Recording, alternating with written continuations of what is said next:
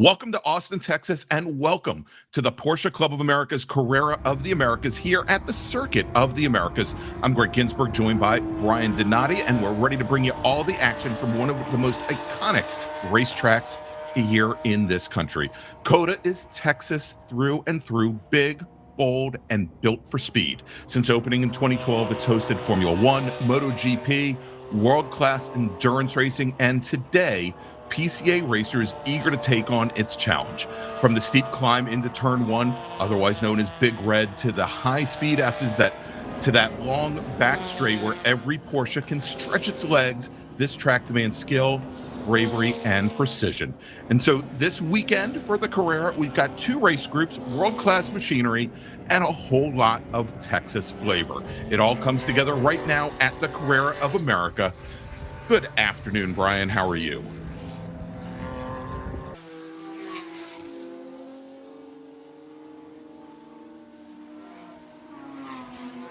That's right, Brian. And so we have our first of two race groups that we're going to be tracking this weekend, heading out now for their qualifying session.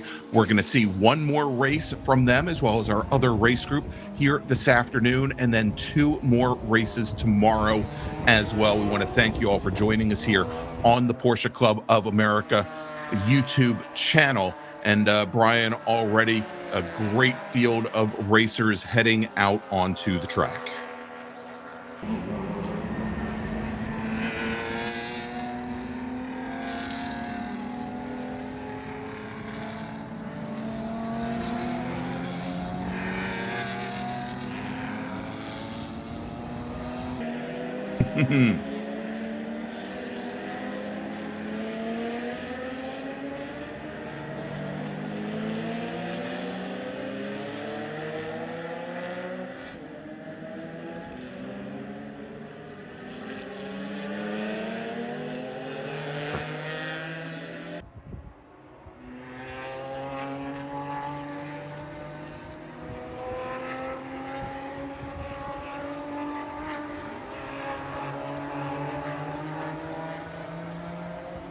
Yeah, indeed. Right now, Brian, Spec Boxster running, looking at it, probably about 12 cars deep at the moment. 16, thank you.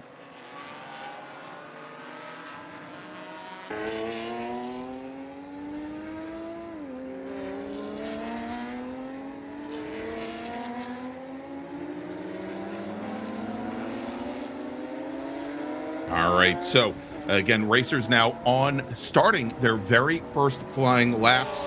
And Brian, we have here, besides the Spec Boxsters, we also have the much newer Spec 997 class for our Porsche 911s, and also the Spec Caymans in this particular field, as well as a few of our other classes, as our racers now hopefully over the length of this race course, almost 3.5 miles, actually 3.4 miles, 20 turns, have managed to get suitable heat in the tires, as you said, given that the temperatures have definitely a little bit lower than what we were expecting.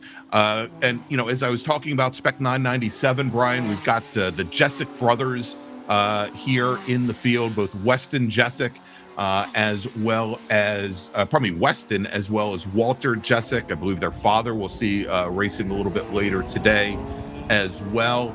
And Walker in a 2009 911. And it was very interesting because I think Weston is actually from Texas. Walker now calls Denver his home, although his home PCA region is the Hill Country region right out here near Austin, Texas. And so we'll see how they're doing. Of course, they both got into racing and PCA racing with their dad's love of the sport. Number of other racers, and I realize it's been a little while, Brian, since we brought you a Porsche Club of America event here, but a lot of racers that we have seen run almost nationwide here. Many of the events around the country. Claudio Kempf in his GT4 class, 1970 vintage Porsche 911, out with us in this group. And as you mentioned, so many folks in that Porsche, in that Spec Boxster field. that we want to say.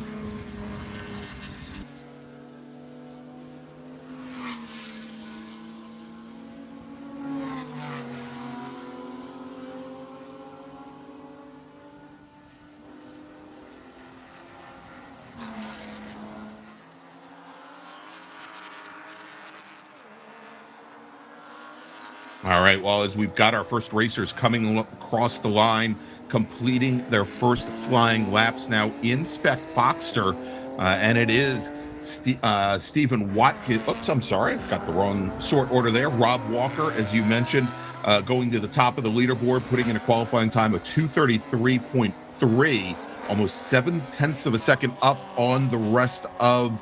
I would say the rest of the field, the rest of the drivers that have completed a flying lap. Earl Harrington, Aiden Meek, Stephen Watkins, Hunter Allen, your top four in the class. Over in Spec 997, Dale Rye with a 2:22.280. That is about 1300ths of a second up on Walter Jessic with a 2:22.41. Weston Jessic, another 3/10 back from there. And then we've got Andy Pastor. He is the fourth fastest in the class. And then in the I class, we've got Alex Resende with a 2:29.84. And Brian, this is one that we're going to definitely want to watch here. Only two racers in the I class here this weekend. But Alex Resende, and again, just a single lap in the books, a 2:29.841. John Gunter, a 2:29.897. Resende in the 2022 blue 911, and John Gunter in a yellow 2022 Cup car.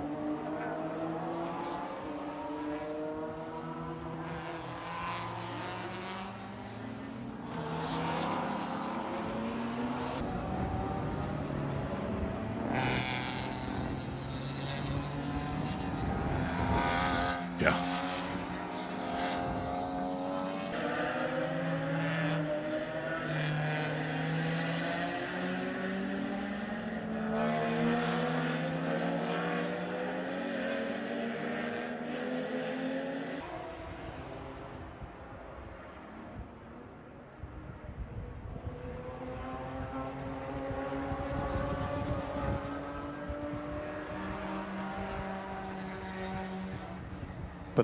Through there.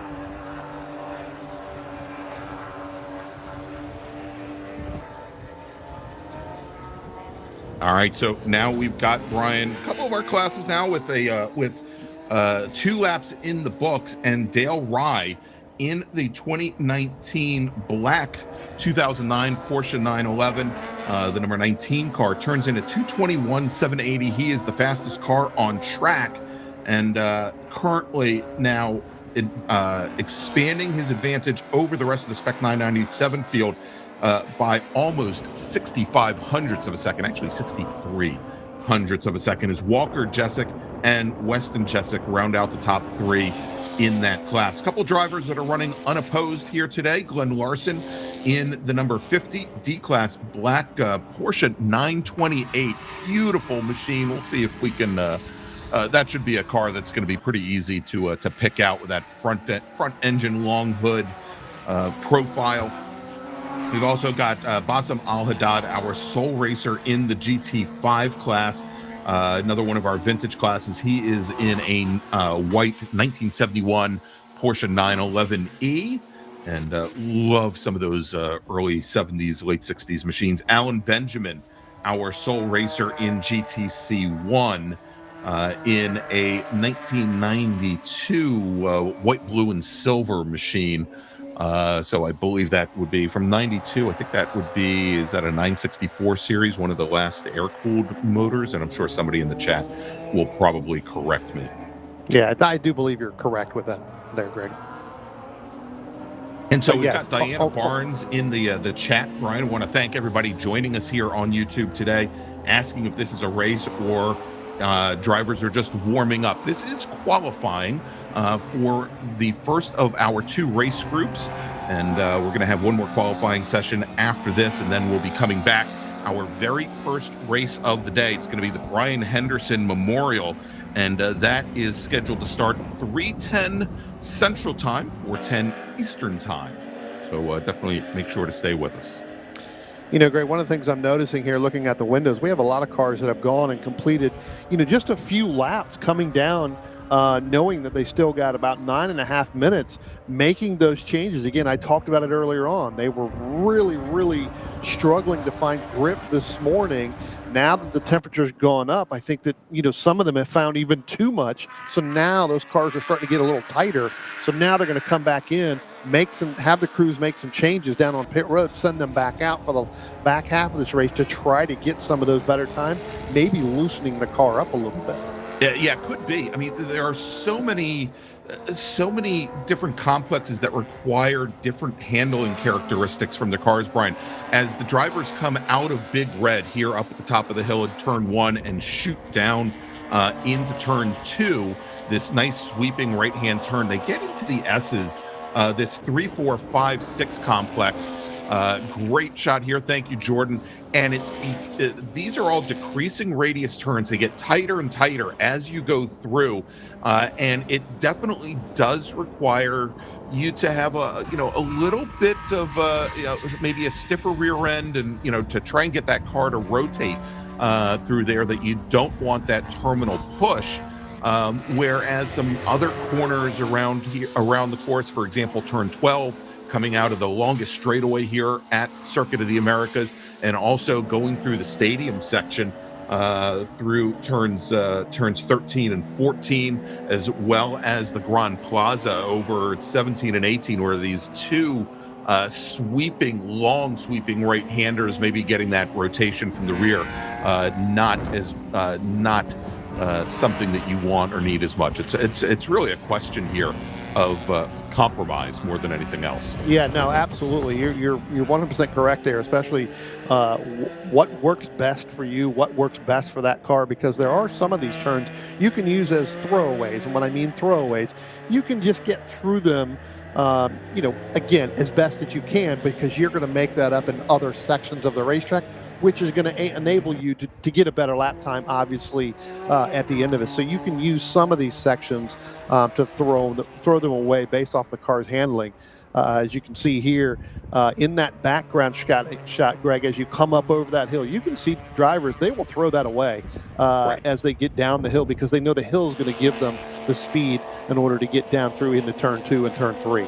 Yeah, and of course, the approach there, very, very different, I will say, at least from a mindset during qualifying than in a race, obviously, where you find drivers sometimes, especially in the opening lap, maybe 4 and 5 cars wide, and there are so many different lines through there, but only a few as it tightens up coming out of turn 1 that you do have to worry about not running wide.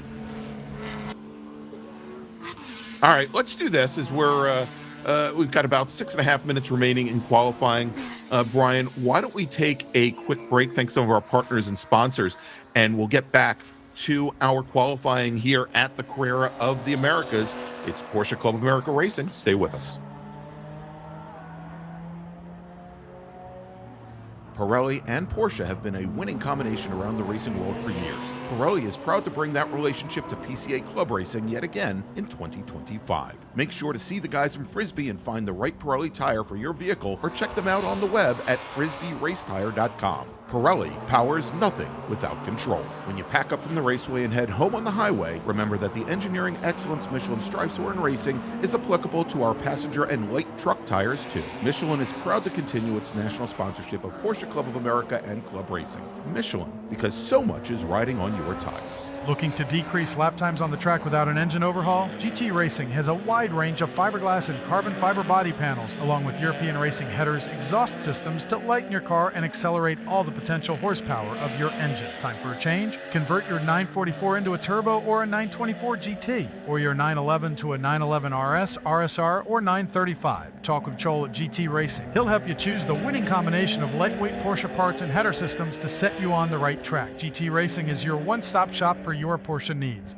GT Racing is a national sponsor and proudly sponsors tech inspections at PCA Club races. GT Racing also sponsors the Best Prepared Car Award, a $100 gift certificate certificate at each race. Call Joel at GT Racing today at 1-800-797-2911 or find us on the web at www.gt-racing.com. Our first club racing sponsor, Porsche Cars North America, funds the club racing news and sponsors the Workers' Choice Award, considered the most prestigious award given at a club race. Thank you to PCA for offering vital support to our club racing program. Welcome back to the Circuit of the Americas. It's the 2025 edition of the Carrera of the Americas, brought to you by Porsche Club of America. And of course, this qualifying session brought to you by Essex Parts Services. I want to thank them as well as all of our sponsors, bringing you the great action this weekend from the Circuit of the Americas. I'm Greg Ginsburg, along with Brian Donati, and we've got Jordan Worth pressing all the buttons, giving you the great action here from Sakota this afternoon and all weekend long. As Brian, looks like the checkered flag is now out on the session, and of course, the last flying laps here will count. But from the looks of it, I think the drivers that we've got here may have already taken that checkered flag. I think we've got a couple here that are just now coming out of turn 20 and heading up there. It looks like you can see one of the emergency vehicles down there on the corner. So I'm wondering if we've got a car that may have gone off somewhere just outside the camera view, which caused them to kind of go quickly and go a little early with this checkered flag, Greg. So looks like we've got a few so cars with that our last drivers coming across the line, let's go. We'll break things down here by class. We'll start off with I believe our fastest racers on track. That is the Spec 997 class. And Dale Rye in the number 19 machine, a 2009 911S. He is your fastest qualifier. He will be, or he should be, your pole sitter for the Brian Henderson Memorial, scheduled to start just a little while from now, 3:10 p.m. Central Time. And then it is Walter Jessic and Weston Jessic, top three racers in the class. There are only 0.8 of a second separated, probably only 0.3 of a second separating our top three drivers. Andy Pastor, fourth fastest, Klaas Olsen, fifth fastest, and then David Hodges will round out the 6-car class. In the I class, John Gunter, and let's see if things tightened up anymore from the 6,000th of a second, Brian, that were separating these drivers early on. Actually, it gets a little different here. John Gunter in the number 22 911 Cup car. He is your provisional pole sitter for the I class with a qualifying time of 2:27.223. Alex Rezendi, a 2:28.419. In Spec Cayman, Steve Coombs, your provisional pole sitter in a 2006 Cayman S with a qualifying time of 2:31.607. 56 1,000ths of a second, Brian, faster than Scott Gill, also in an 06 Cayman. And then just eons and miles back to Bill Miller, who's only 0.3 back from there, turned in a 2:31.995. We'll call it a 2:32 flat. Dominic Belvedere, Jay Walker round out that field. Then in GT4, Claudio Kempf, your provisional pole sitter, and not a lot of competition for Claudio here in qualifying. Espacia Zoras, about 15 seconds back from Kempf, and Patrick Pernet, who I believe I saw out of Chuckwalla just a few weeks ago, running another 18 seconds back from there. So in the GT4 class, about a half minute separating the three drivers. Over in SP3, Tanner Marcotte is your provisional pole sitter in the blue and yellow Porsche 968. He's in the 896 car. He turned in a 2:33.710. That was 0.6 of a second clear of David Provenzano in a 1990 944 S2. Henry Carter, about 3 seconds back from there, and then Joe Donovan. And again, that class SP3 primarily made up of 944s and 968s. And then I believe the only class I've got left here, Brian, it is Spec Boxster, where Rob Walker, driving the Purple People Eater, the 99 number 171 machine, a 2:33.388. Aiden Meek, driver of the number 15 silver and red 1999 Boxster, a 233 455, 67 one-thousandths of a second separating our two fastest spec Boxster drivers.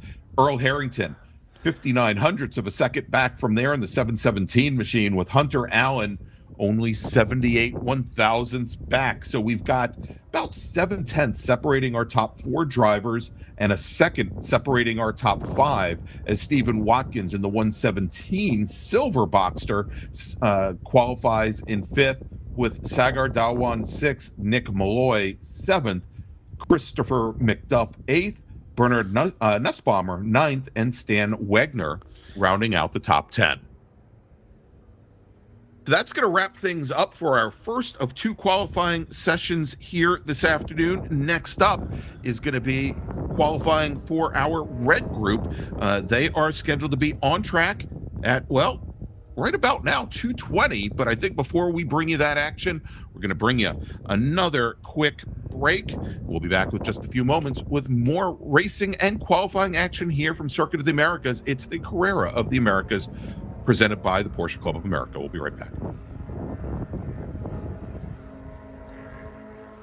At Hankook Tire, we strive to create a universal moment when the car and driver become one. Our aim is to develop a safer, more pleasant, and more comfortable driving experience from the moment the driver turns on the engine. Through strong braking power, smooth handling, driving comfort, and guaranteed safety, Hankook products deliver an authentic driving experience beyond mobility. Our tires provide total control of speed and direction while ensuring safety and comfort on the road. Embrace driving emotion and embrace the feel and excitement of being behind the wheel with Hankook Tire. Hankook competition tires are the perfect match of performance and longevity. Visit hankookmotorsports.com to buy today. OG Racing has been a national sponsor of PCA Club Racing since 1998. Headquartered in Sterling, Virginia, and staffed by PCA members and club racers, OG Racing has always carried the industry's best in racing safety equipment and performance parts. The best products from manufacturers like Sparco, OMP, Alpine Stars, helmets from Bell, Stilo, Rue, brake pads from Performance Friction, Paget and Hawk, just to name a few,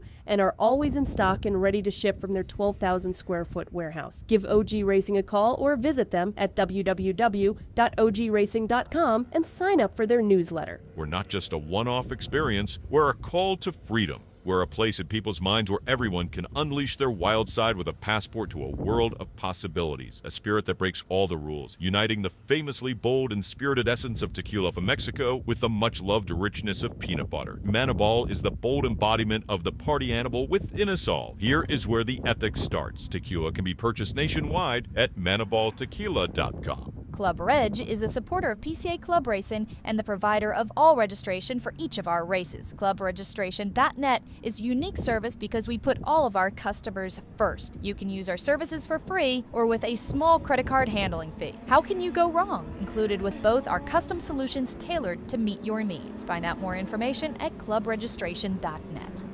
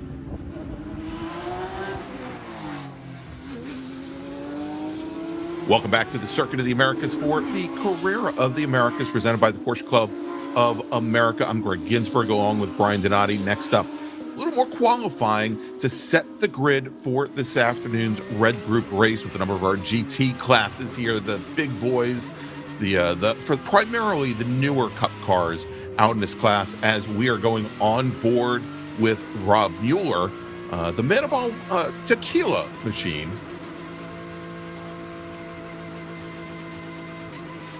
I'll tell you what, You can Greg. see here he's trying to get some heat in the tires. Yeah, Brian. Well, I was going to say, we can see he's getting heat in tires, but we can also see he's got 10 hours left of Battery time? battery or of disk drive time left. He's only got 70%, 76% of battery. But trust me, Bob's going to get through this entire racetrack and get through this qualifying before that 76 runs out and that 10 hours run out. That's right. Which is going to run longer, the amount Well, of I think that's time on his battery or the clock on the? I tell you what, unfortunately, there's no sports book around here. I would say let's figure out how we make some money off this thing for Bob and for everybody else. Is what does he run out of first, battery or 10 hours of disk time there on his GoPro? This is road racing, Brian. It's not the NBA. So That's true. all right, as these drivers are trying to get some heat in the tires. Now, you mentioned earlier, Brian, before we came back on air, that during the practice or warm-up sessions earlier today, although they're not in the same class, Rene Robichaux, who is in the green and black number 91 machine, there we go, second car on track, was running lap times almost identical to Mueller, just ahead. Mueller, one of our the only two GTA 3 class cars. He's in a 2017 GT3R.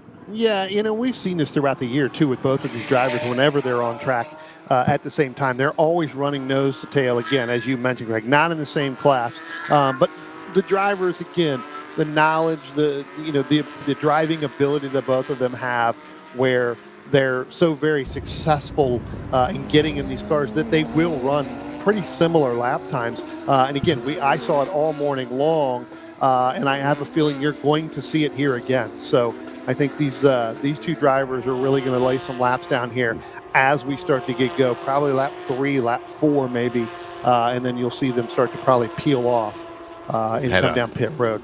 It had a big wiggle coming through, trying to get the power down out of Big Red, Brian, in the red and white car. I think that might have been Michael Williams in the 177 991.2 machine in the GTC 7 class. I guess these drivers still trying to, definitely still trying to get some heat in the equipment here. Yeah, it's going to take a lap or two for these drivers to really get some really good heat, not only in the tires, Greg, but in the brakes as well. Again, it's getting warmer here. As the day goes on, as we're back on board here with Bob Mueller as he's heading down the backstretch here, down out of turn number 11, down into turn number 12. Again, these drivers, it will take probably 2, maybe 3 laps really before they get where they're comfortable with everything they have in terms of heat, tires, brakes, the actual, the motor itself. It'll take a lap. There as the rear end walks out a little bit on Mueller. And Brian, it was interesting to watch there. So you mentioned as we got on board with Bob Mueller, and he was going down that back straight. 0.6 of a mile long is that back straight. And as he had to pull down on the gear lever, or at least the left-hand paddle on his wheel, go down from 5th gear all the way down into 2nd. Big need to deprecate speed, to scrub speed off on this car as he comes out of the final corner out of turn 20 on to the front straight. He is going to now be starting his or completing his first flying lap. Yeah, and again, as we talked about, Rene Robichaux there right behind him, but the driver that's really making up some good time, and I saw him this morning out there, and I'm not sure if this is the same car, but I think Joel Johnson, normally we see him kind of in that number 211 machine, that bright red machine that we normally see now in the number 70, kind of in that multicolored, I like to call it as the Partridge Family bus livery there. Yeah, the purple, green, and orange exactly thing. Yeah, waiting for Danny Partridge to jump out the back there as he pulls down pit lane. Eventually was done, but I think we see Joel, I think, in that number 211 throughout the year, now in this number 70 machine. Again, getting through, that car looked really good as well this morning. Probably not the grip that he wanted to when I was watching, especially kind of up the hill there, coming out of turn 1, headed down into turn 2. As we get some lock up there going over that over that rumble strip right there, and that's Greg, what we were talking about. If you don't have that grip and you cut that corner there, that's where you're going to be. You're going to end up on top of that rumble strip, and the bottom of the cars are not going to like that. It's really going to upset the handling. Now, I have noticed that a lot of the sausage curbs that get placed around the Circuit of the Americas periodically don't seem to be out there, but which is certainly making things a little bit easier for these drivers if they do run wide. Some of those bright yellow sausage curbs can really end up launching a car here. And speaking about needing the launch, Brian, a lot of racers now coming out of the hairpin at turn 11. You have that quick dip and then onto this long back straight, and you can see that the straight, not exactly straight. There's a definite curve in it, and not only that, but some changes in elevation as well. Yeah, we got one of those cars there smoking. Just saw some smoke. I didn't see a car pull off to the side, but yeah, I think see here coming up. It's big puffs of smoke coming out of that green and white Cayman. Brian, coming around. We'll see which one that is. That I'm not sure if that's David Nelson. I think it's I think that might be the Nelson Cayman. There, the number.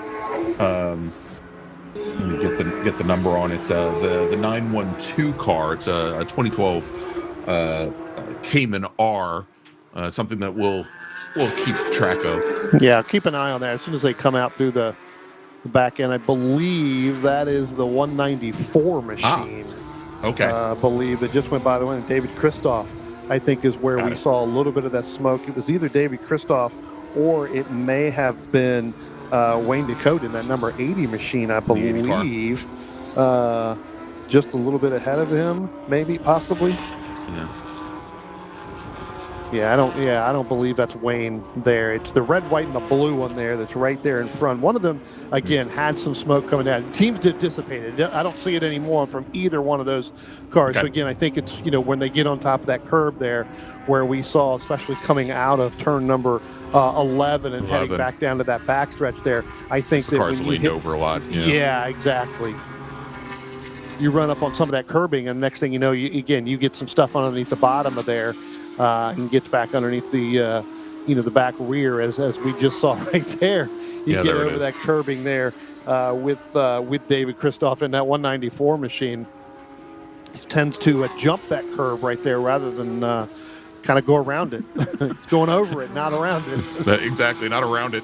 So interesting, Brian. We were talking to our producer at Drivers Eye Live, Brendan Kazmarek, while some of the driver's ed sessions were going on, and he said that particular bridge that we were just watching, as we saw cars coming out of turns 7 and 8, going up the hill to turn 9, right over here. That bridge actually, as cars come underneath it, and the air gets displaced, the bridge will actually raise and lower.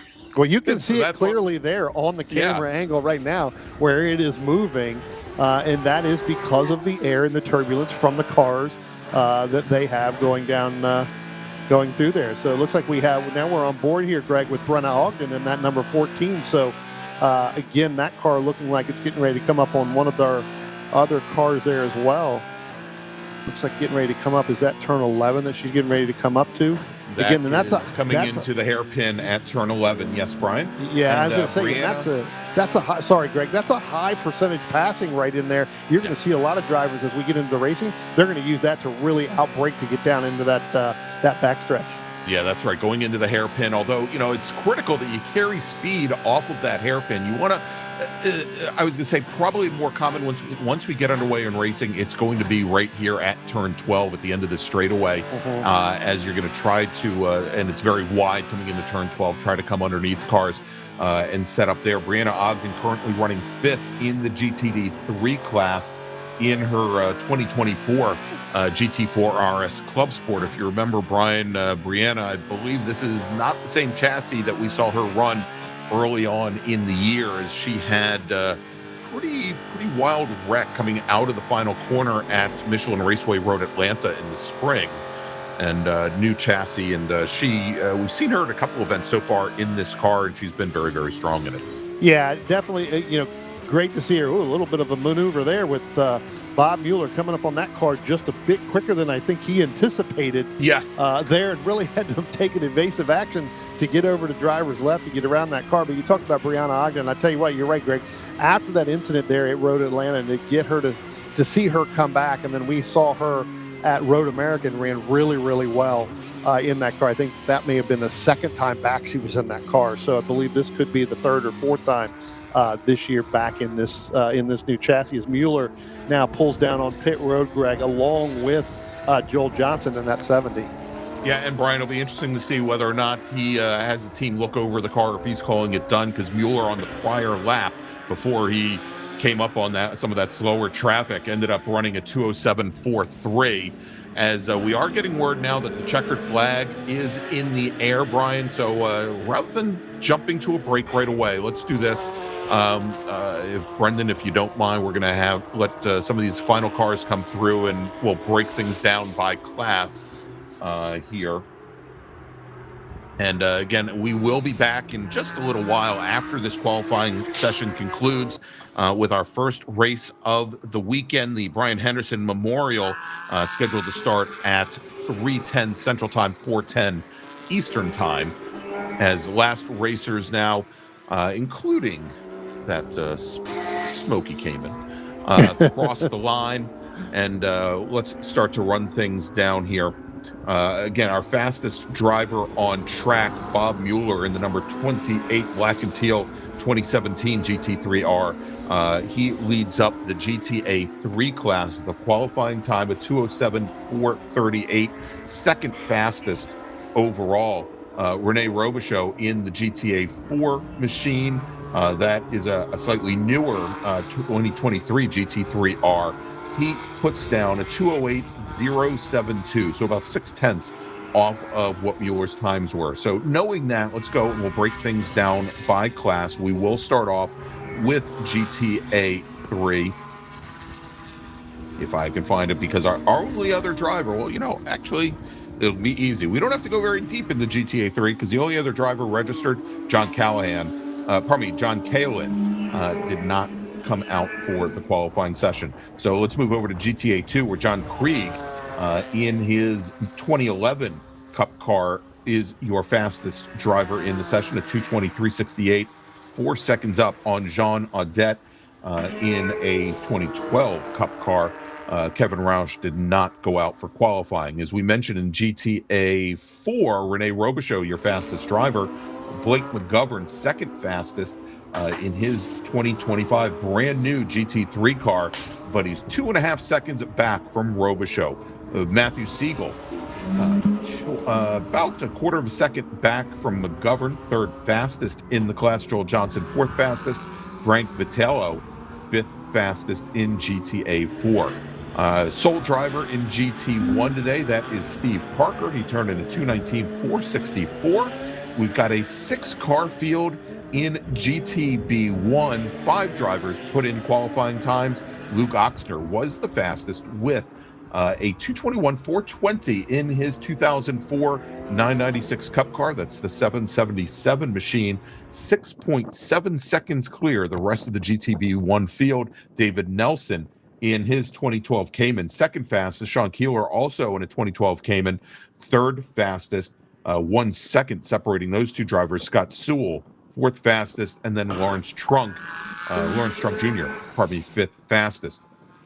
Over in GTC 6, Keith McGovern clears the rest, GTC 8 clears the rest of the field by 67/100ths of a second. And Griffin Fuji was second fastest driver. Keith Jessic, that's dad. We saw the two sons in the earlier session. He finishes third fastest in the class. Scott Neal, fourth fastest. Over in GTC 7, Julio De Jesus was your fastest driver with a qualifying time at 2:14.86. 2.25 seconds clear of the rest of the GTC 7 field, with Mark Poling second fastest, Michael Williams third fastest. And that will wrap things up, Brian, for our second qualifying session, what's known as our red group. And again, we will be next on track. There you go, 3:10 Central Time for our first of 2 races this afternoon. So let's take a quick break, or not such a quick break, and we'll be back in just about a half hour with more racing action here from the Circuit of the Americas. It is the 2025 Carrera of the Americas, presented by the Porsche Club of America. Stay with us.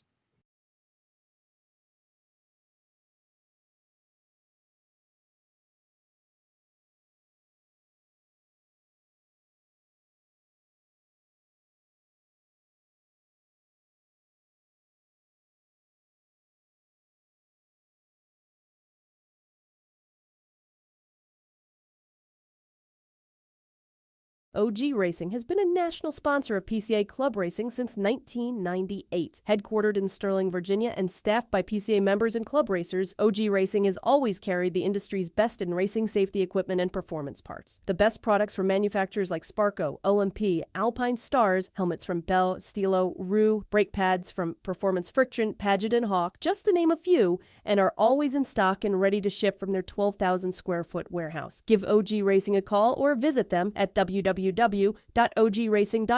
and sign up for their newsletter. About to hit the track without coverage for your car? Buy HPDE insurance in minutes at LockedInMotorsports.com. Whether you drive a 911 or a Boxster, protect your car against physical damage during HPDE and track day events with HPD insurance from Locked In Motorsports, administered by Locked In Affinity. Coverage includes modifications you've done to your car, 2 drivers at each event, demonstration laps your instructor drives, and more. Worried about the trip home? Locked In Motorsports also offers off-track insurance for your non-licensed race car or track car while in transit, in storage, and in the paddock, plus options for your trailer, equipment, and tools. Insure your Porsche today at LockedInMotorsports.com. Miller's Oils is proud to be a Porsche Club Racing sponsor and to work with Racer's Edge as their North American distributor. Miller's Oils has been blending oil since 1887 and has an extensive product line for virtually every street or racetrack application. The technology implemented in Miller's engine oil and gear oils protects the wear surfaces of your engine and gear train on a microscopic level, significantly reducing friction and increasing the life of your engine and gear train. We encourage you to try Miller's and judge for yourself with the help of an oil sample analysis. As they say, the proof is in the pudding.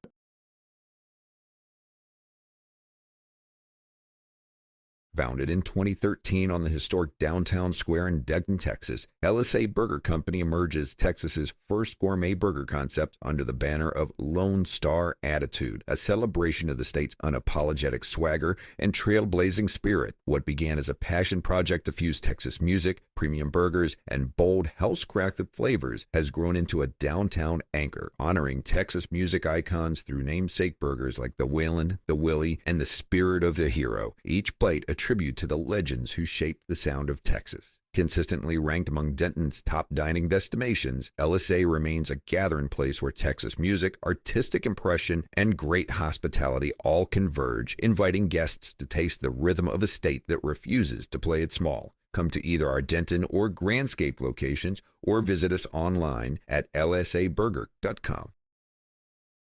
Start your engines. The 2026 Porsche Club Racing season launches at one of the most legendary circuits in America, Sebring International Raceway. From January 29th through February 1st, the PCA community rolls into Sebring, Florida for the 33rd annual 48 Hours at Sebring, a long weekend packed with racing, camaraderie, and pure Porsche passion. Whether you're a seasoned racer, an advanced solo driver, a dedicated volunteer, or a Porsche fan ready to soak in the action, this is the place to kick off your year. Sebring's iconic 3.74-mile layout, built on decades of sports car heritage, sets the stage for one of the largest and most anticipated PCA club races in the country. Hosted by PCA's Suncoast and Gold Coast regions, this winter racing classic brings thrills from sunrise to sunset. So mark your calendars, book your Florida getaway, and immerse yourself in the roar, the speed, and the spirit of Porsche.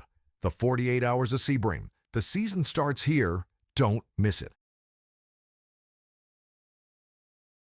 Porsche Austin and Porsche South Austin are part of High Tech Motor Cars, the largest luxury automotive dealer group in Austin, Texas. The dealerships are fully committed to providing the best Porsche experience in Texas and beyond. Whether you're buying, leasing, or servicing your Porsche, Porsche Austin and Porsche South Austin aim to exceed all expectations. Their Porsche-certified sales professionals and highly trained service technicians are dedicated to excellent customer care. Visit them in person or online at austin.porsche.com or southaustin.porsche.com. Get ready, Porsche fans. The Mid-America Championship Series is back, and the race to the top starts now. Designed to bring big-time excitement to PCA club racing throughout the Central Time Zone, the Mid-America Series puts you in the fight for championship glory. All PCA club racers are eligible. Just show up, strap in, and start stacking points towards a Mid-America Championship podium. And here's the twist: travel points. That's right, earn extra points based on the distance between your home zip code and the track. Go a little further than your rivals, and you might just leave them behind in the standings before you even hit the first apex. The tentative 2026 schedule features 6 adrenaline-charged weekends at legendary Mid-America circuits, including Eagles Canyon Raceway, Burt Brothers Motorsports Park, Hastings, Brainerd, and High Plains Raceway. 6 tracks, 1 championship, infinite thrills. Whether you're chasing a title or just the perfect lap, the Mid-America Championship Series is where competition meets community and every mile matters. Porsche of America. Drive fast, travel far, race Mid-America.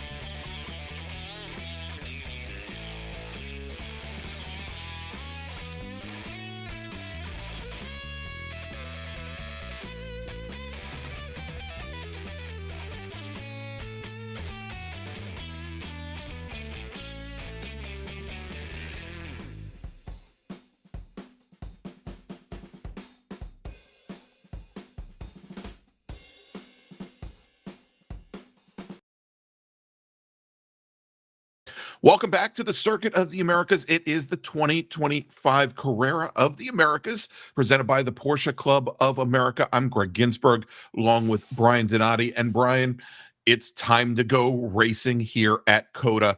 Our first race of the weekend is the Brian Henderson Memorial Sprint. And before we get underway, I want to talk a little bit about Brian, a former chief national steward and PCA Club Racing chair, who for so many years was such a dedicated Porsche Club of America driver, driving his Porsche 911E for so long, as well as a volunteer for the organization and a proponent of the Porsche Club of America. Away from the racetrack, he was an air traffic control supervisor for 39 years, for almost 40 years, and the local region here, presenting region, very happy to honor him in this way by memorializing him and naming a race after him. Before we get underway with the grid for this race, should mention that his wife of 33 years, Trisha, as well as his daughter Nicole and granddaughter Simone, they're going to be on the starter stand. They're going to be displaying the green flag to start the Brian Henderson Memorial Sprint. They're going to be displaying the checkered flag to end it. And so let's take a look at the starting order for today's first race of the weekend. Starting on pole, driving the number 960 GT5 class Porsche 987 Boxster, it's Carl Vandershoot. Starting next to him on the outside of row number 1 in the spec 997 machine, the number 6 car, John Momeyer. Then we got Jane Scarcello. Actually, that is not the right grid. So let's try and pick that up just a moment.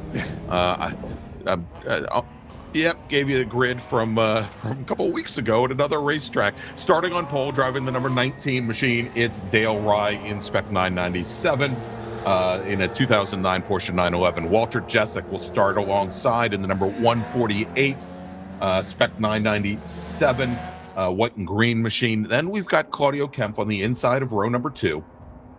Claudio's driving the number 66 blue 1979 11, going to start alongside Weston Jessic driving the 131 machine.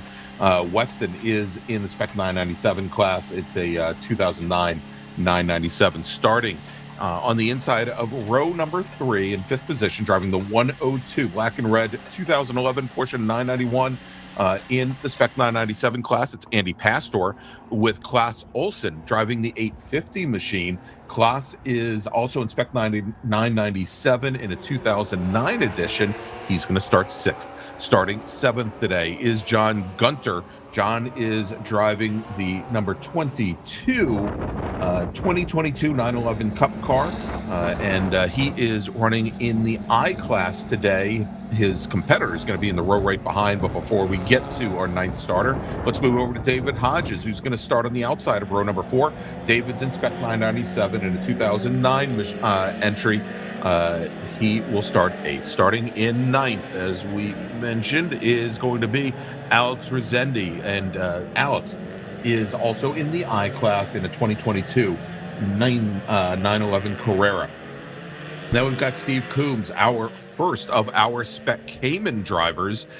He's going to start on the outside of row number 5 in 10th position. And then in 11th is Scott Gill, also racing in Spec Cayman. Scott's driving the 158 machine. Then we've got Bill Miller in the number 86 Cayman. Bill is going to start 12th, also in Spec Cayman. Moving over to lucky 13th, it's Dominic Belvedere running in Spec Cayman. He'll be in the 556 machine alongside Alan Benjamin, starting 14th.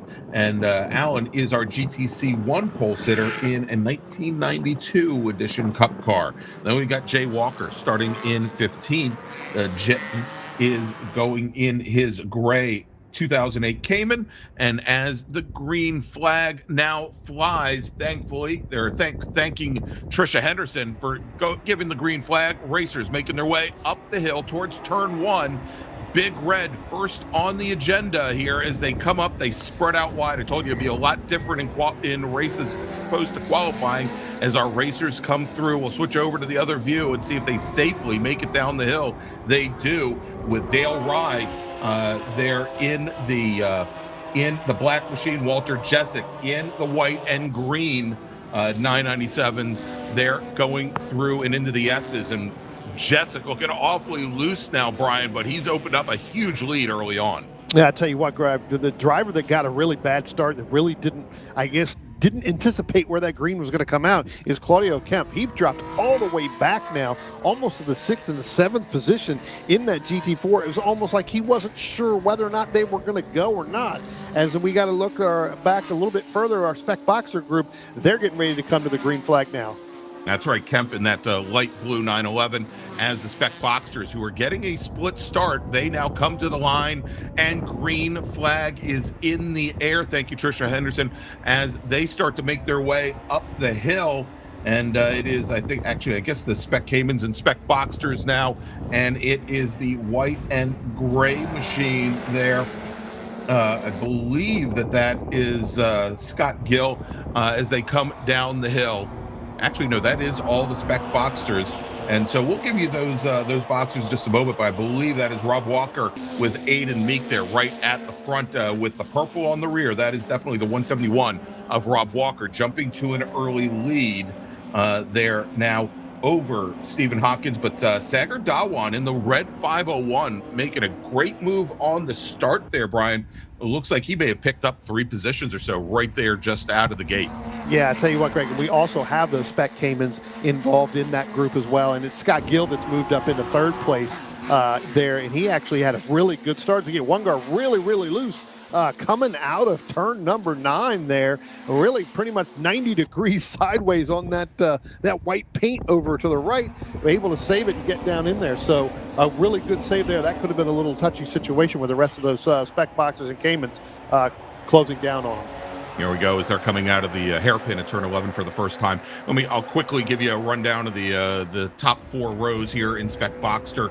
It was Rob Walker with Aiden Meek on the front row, Earl Harrington and Hunter Allen row 2, Stephen Watkins and Sagar Dawan starting 5th and 6th in row 3, and then Nicholas Malloy and Chris McDuff making up row 4. If we round out the top 10, Bernard Nussbaumer and Stan Wegner rounding out the top 10.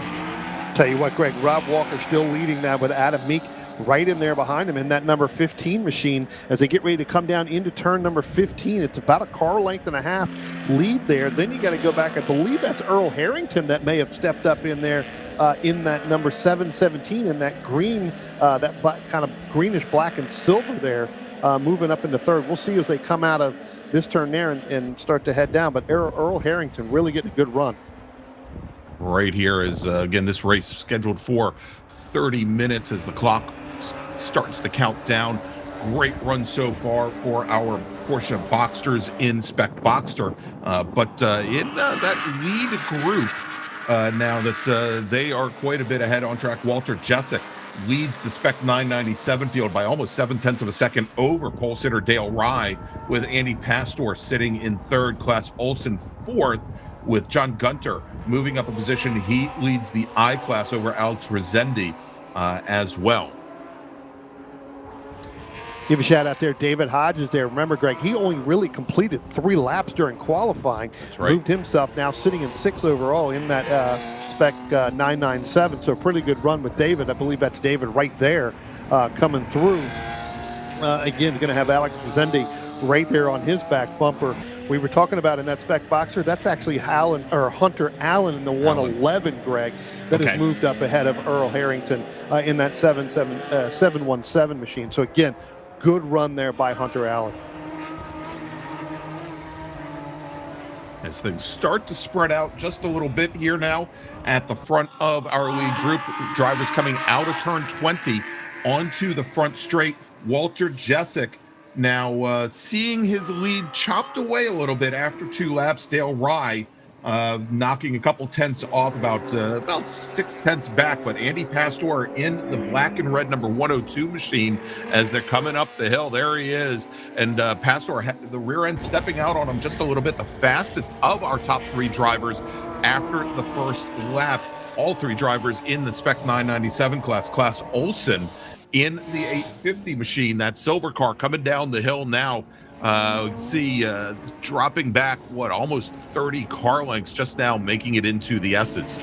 Yeah, I tell you what, Greg, as we drop back here just a little bit, let's keep a shot here right now. You're going to end up with Hodges, Resende, and there's Claudio Kemp right there. Again, not getting the good start that he wanted to. He was all the way up into that third, fourth position, I believe, at the start. When they came out of turn 20 last time by, Greg, Claudio Kemp tried to get a good run, thought about going around Alex Resende, thought better of it, and now you can see where he has fallen back.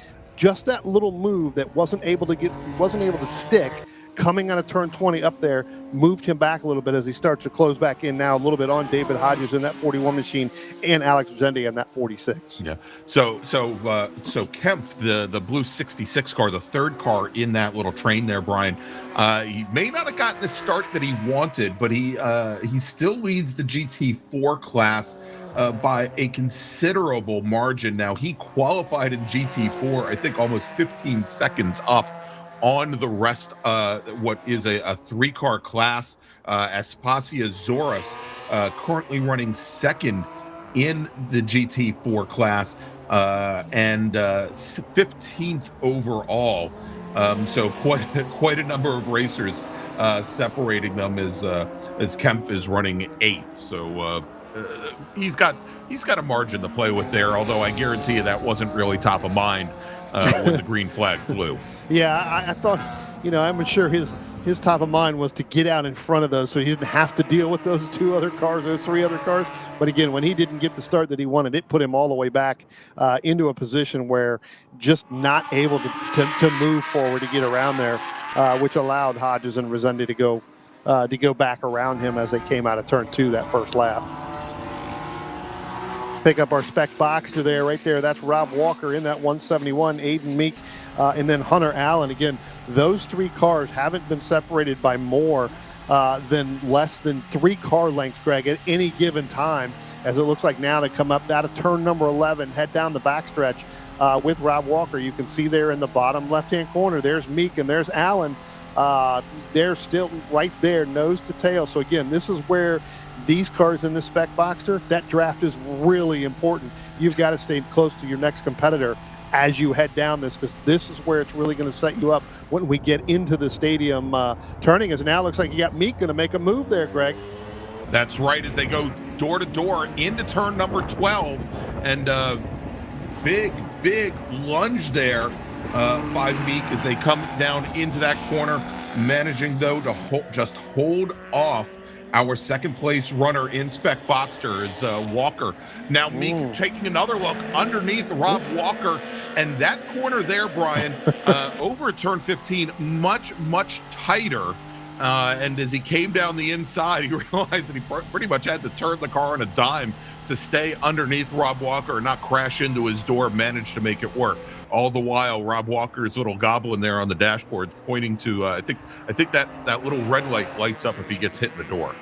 Well, but I tell you what that's done is that move by Meek, where just able to not make that stick. Hunter Allen, now they were side by side for pretty much the entire section there, and that allowed Rob Walker to pull out by about 1.5, maybe even 2 seconds on that. So that little mistake right there cost a big deal for Aiden Meek, and Hunter Allen actually is the kind of the odd man out, as they're going to still try to go too wide into that. And it looks like Meek's going to get down underneath him, but I tell you what, don't give away with Earl Harrington in that 717 machine. He's starting to reel those two in. Yeah, I was just going to say that the 111 machine, Hunter Allen, who stuck right to the back of Meek all the way down the front straight, took that traditional, very wide, very late entry, tried to diamond off the top of Big Red and get a run on Meek. It did not work out for him. But right back behind him, not only Earl Harrington, but a great battle going on with Sagar Darwan as well in the 501 machine. And he's right there with Chris McDuff. We've got the yellow and red machines that they went into Big Red.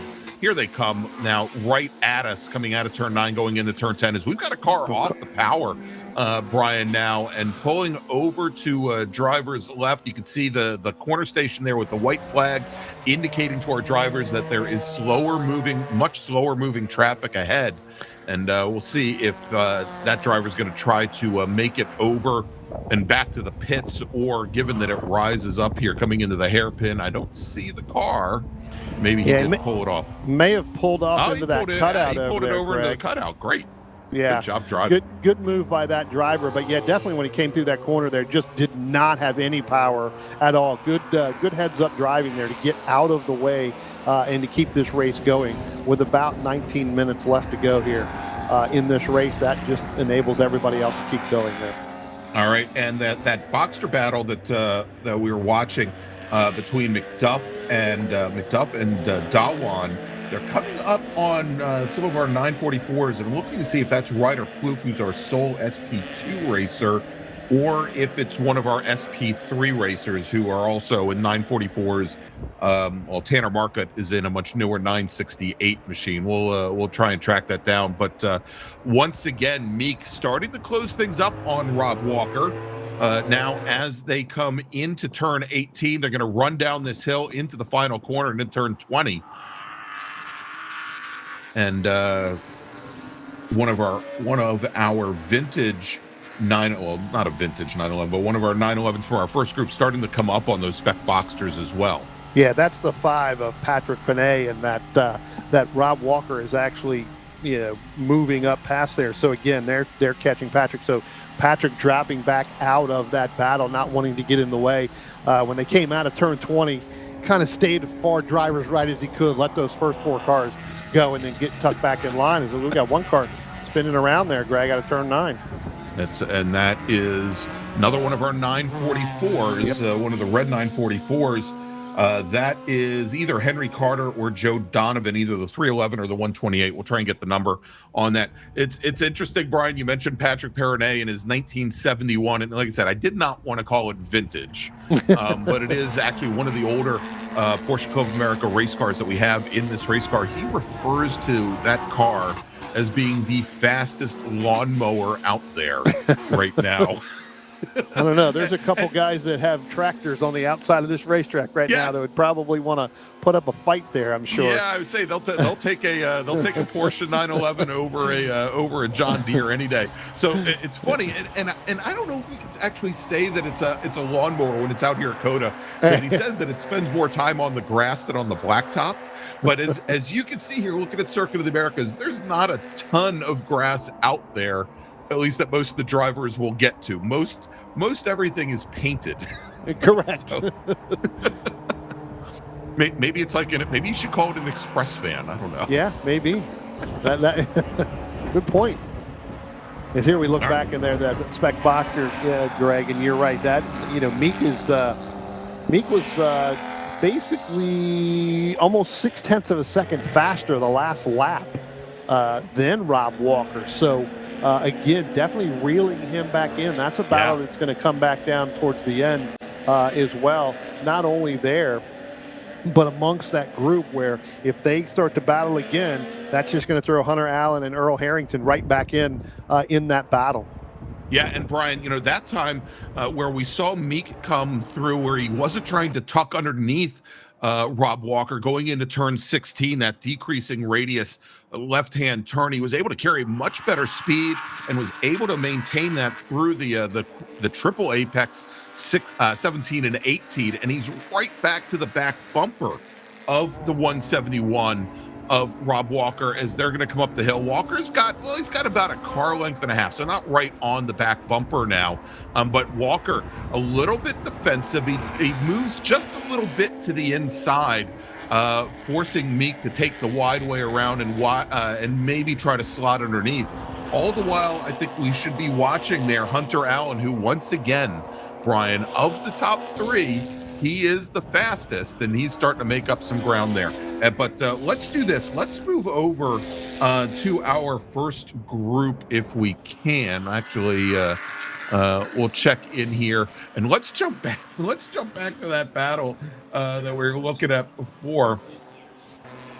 As we watched, that was the group, I think, with Hunter Allen and me, and or probably not Hunter Allen, but with Resende and Kemp and what have you as our leaders now coming down the hill, with Jessic in the white and green. We'll try catch up with Jessic here in the white and green 911 with Dale Rye in the black 911. I think I actually just went through our shot. Well, you know what, Greg? Walter Jessic was, or I should say Dale Rye was last two laps ago was within 0.3 of a second. He's now 3.5 seconds back, as I believe there is Walter Jessic right there coming out. There is Dale Rye, along with Andy Pastor right behind him. They got mixed up, I believe, in some of this back half traffic when they got through turns 12 through 19. And what ended up happening is that opened up, like I said, to that 3.5 second gap. So where it dropped off, the battle really is going to be for second, not only overall, but in this 997 between Dale Rye and Andy Pastor. There they go right there. That's Pastor, the second car. He's actually gained almost 0.2 of a second last time by. Yeah, I was going to say, so interestingly, Jessic and Rye, who are now separated by about 40 car lengths, are running almost identical lap times. Again, of the top three, though, Andy Pastor in that black with a very deep red 102 machine, actually tracking a couple tenths faster than Dale Rye. And they don't have a lot of traffic in front of them, save for this one spec Boxster just ahead, which they likely will be able to overtake coming down into Big Red into turn 1. So, as they come out onto the front straight, it does look like Pastor's machine a little bit more loosely set up than Dale Rye. But let's do this, Brian, as we've got about 13 minutes remaining. We're just a little bit over halfway. Why don't we take a quick break? Thanks to some of our partners and sponsors. And when we come back, we'll take our viewers all the way to the checkered flag here at COTA for the Brian Henderson Memorial Sprint.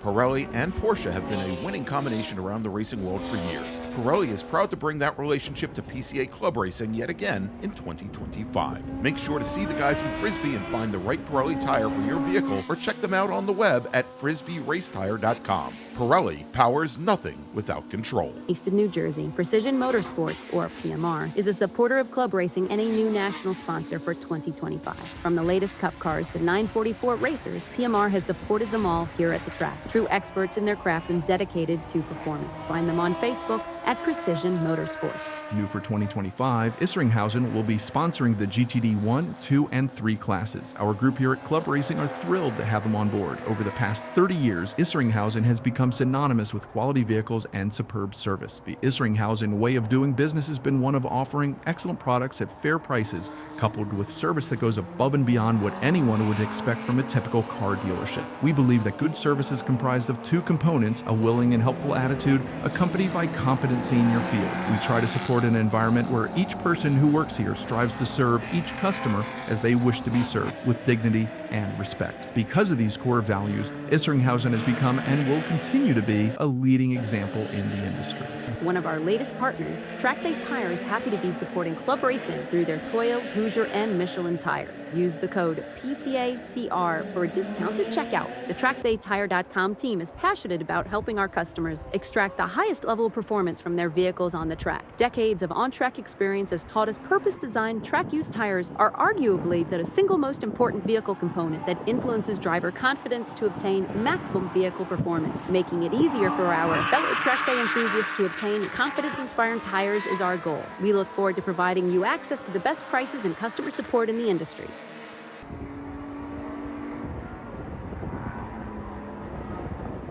Welcome back to the Circuit of the Americas for the 2025 Carrera of the Americas, presented by the Porsche Club of America. This is the Brian Henderson Memorial Sprint presented by Hankook. I'm Greg Ginsberg along with Brian Donati.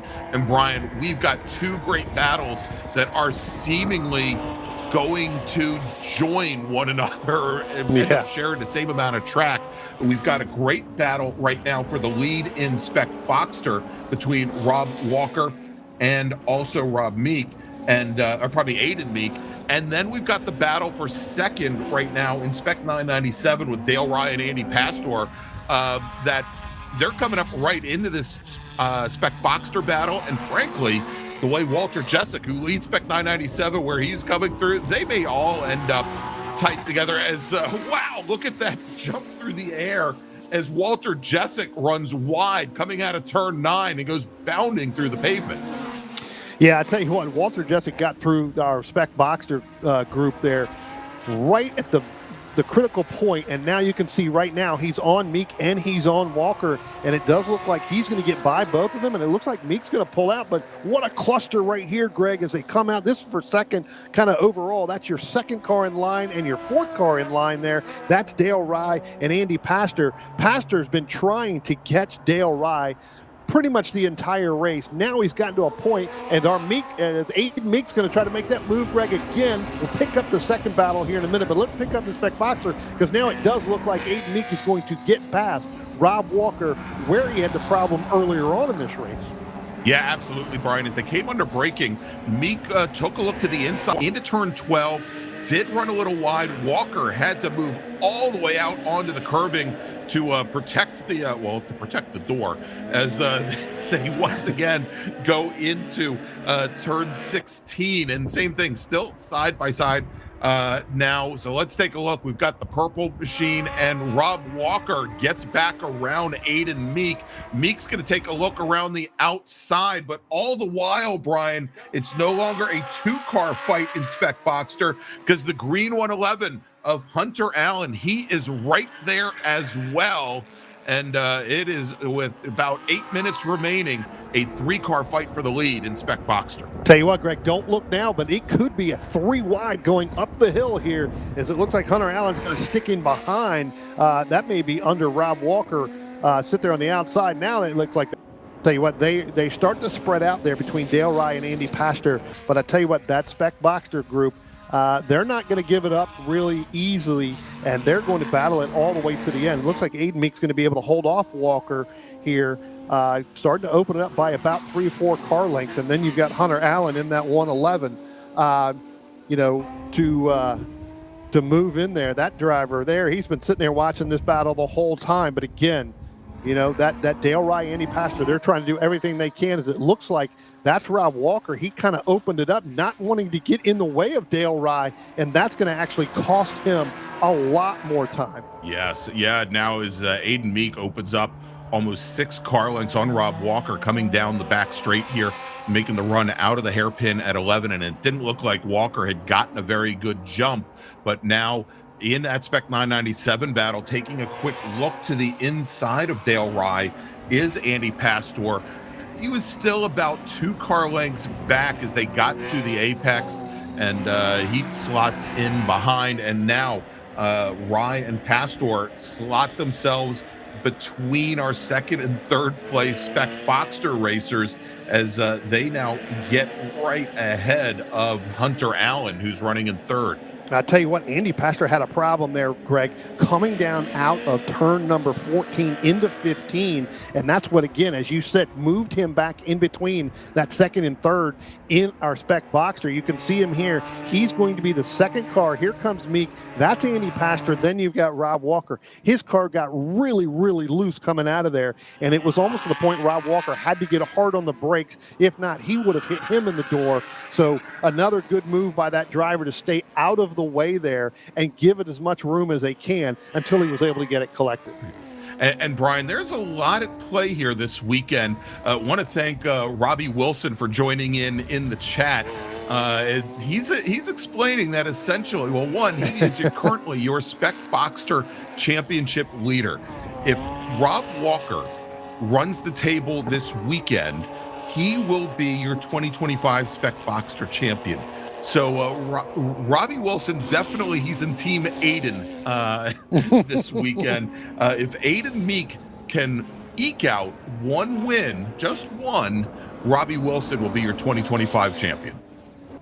So you don't think Robbie Wilson's sitting on the edge of his seat right about now? I know I can see him in the chat saying, hey, I need Aiden to win, just as you were mentioning it. So I guarantee you he's sitting there watching it on screen, pumping his fist as hard as he can when they came up with all of that traffic there momentarily. All right, well, with 4:45 remaining on the clock now, that will give us probably Brian, it's going to be close. We may get a third lap out of this. Matter of fact, actually, where our drivers are coming across the line now, probably around 2 laps remaining. Let's do this. Let's see if we can find, Brian, because this is a lot closer than I thought it would be. Alex Resende and John Gunter, they're running 6th and 7th overall. Resende in the blue 2022 Porsche 911, John Gunter in the yellow 911. That's the battle for the lead in the I-Class, I believe. And the last time they came across the start-finish line, they were separated by about a second. I think we'll probably see them coming into coming out of the hairpin now, making their way down the back straight. Keep an eye. Is that the blue? Is that the Resende? Well, I think that's. Remember, Resende was in with the Claudio Kemp, so I think he's just in front of this. Yeah, right in front. There's Kemp. So there is the 66 of Kemp that just came through. So it's got to be these two just right ahead here. of this. Yeah, right there, right in front of it. Just went through the camera shot with the 46 and the 22. So getting ready to come down here and head down into turn number 15. And I think. Yeah, I believe that's it right because there. Greg, because you got David Hodges in front of them, and they were battling it earlier on. It was Gunter that got around Claudio Kemp, which made this battle become even closer. So, yeah, it's these two silver nose car, Brian. The yellow that I was looking for is actually on the roof now, as they are. Yes, they had some lap traffic. They're coming into turn 20 right now onto the final. Now you can see the yellow that I was looking for is Resende in the 46, Gunter in the 22. Gunter is that silver and yellow machine. Resende just ahead in the silver and blue machine. Both of them 2022 911 Cup cars as they come up the hill.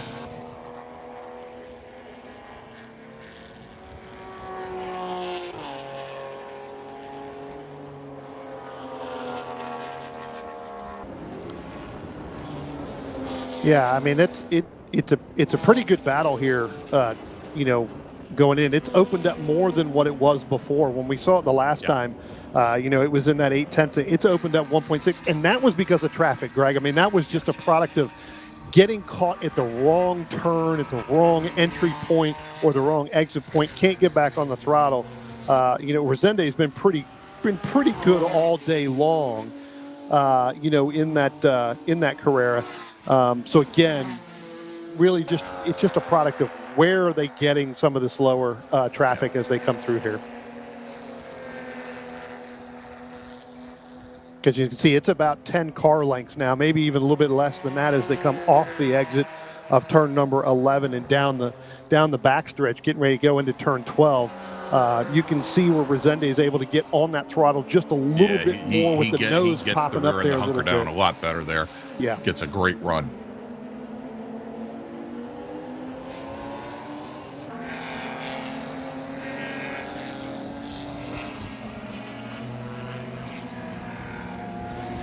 Yeah, with under a minute to go now, as our leader, Walter Jessic, in that white and green 148 machine you were watching before, he should have just gotten it. Unfortunately, we can't see it from this shot here up at the top of Big Red because of the giant timing pylon there, but I believe he just got the white flag.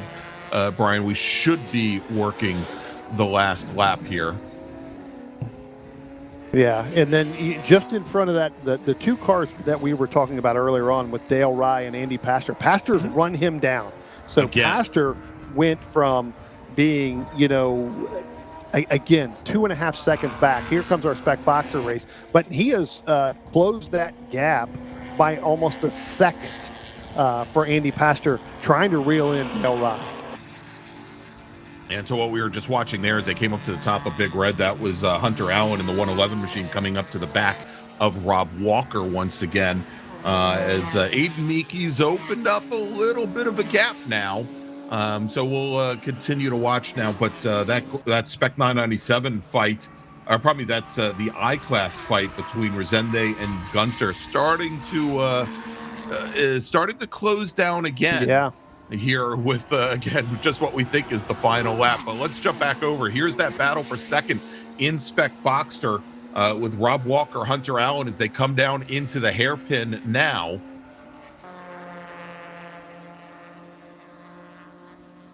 Yeah, right There's there, Meek. that silver and red one.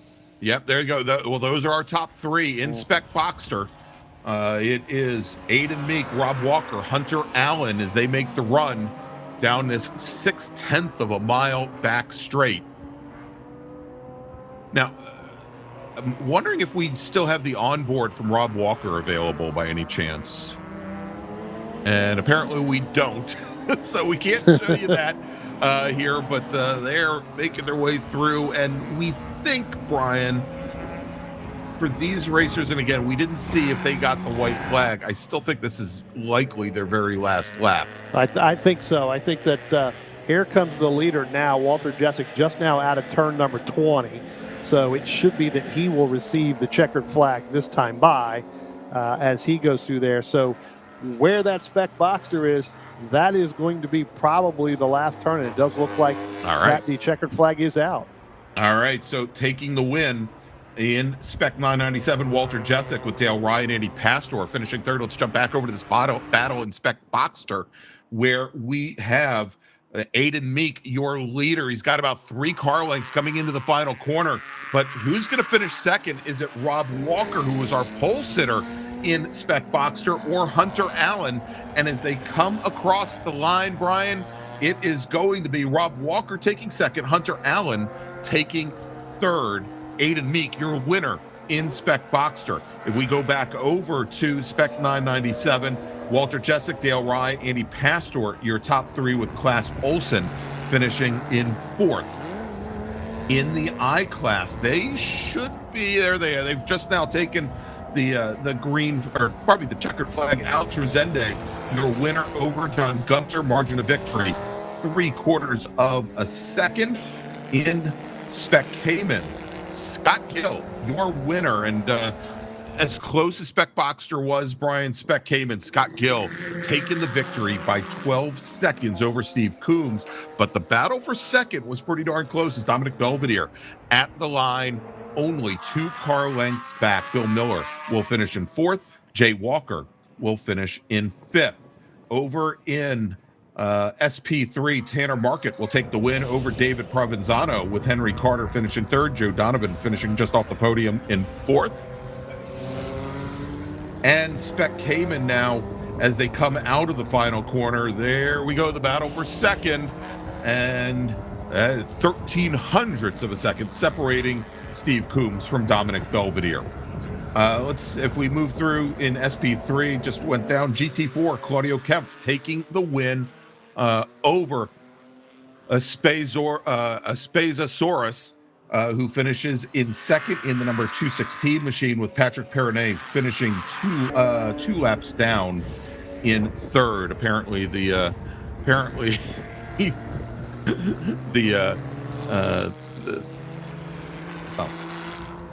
had some issues there for Perronet.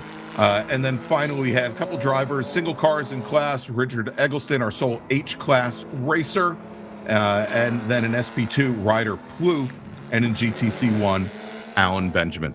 So that's going to wrap things up for the Brian Henderson Memorial Sprint here at Circuit of the Americas, the Carrera of the Americas, presented by the Hill Country, Maverick, and Lone Star regions of the Porsche Club of America. Brian, I hear you're going to be taking a little stroll over to the Formula One podium to present awards to our winners in this race. And as he goes to do that, we're going to take a quick break. We're going to be back in just a little bit with our final race of the day, our red group. They are scheduled to be on track at 4:20, just about a half hour from now. So I want to thank you for joining us for the Brian Henderson Memorial Sprint. Make sure to stay with us. We'll be back in just a few.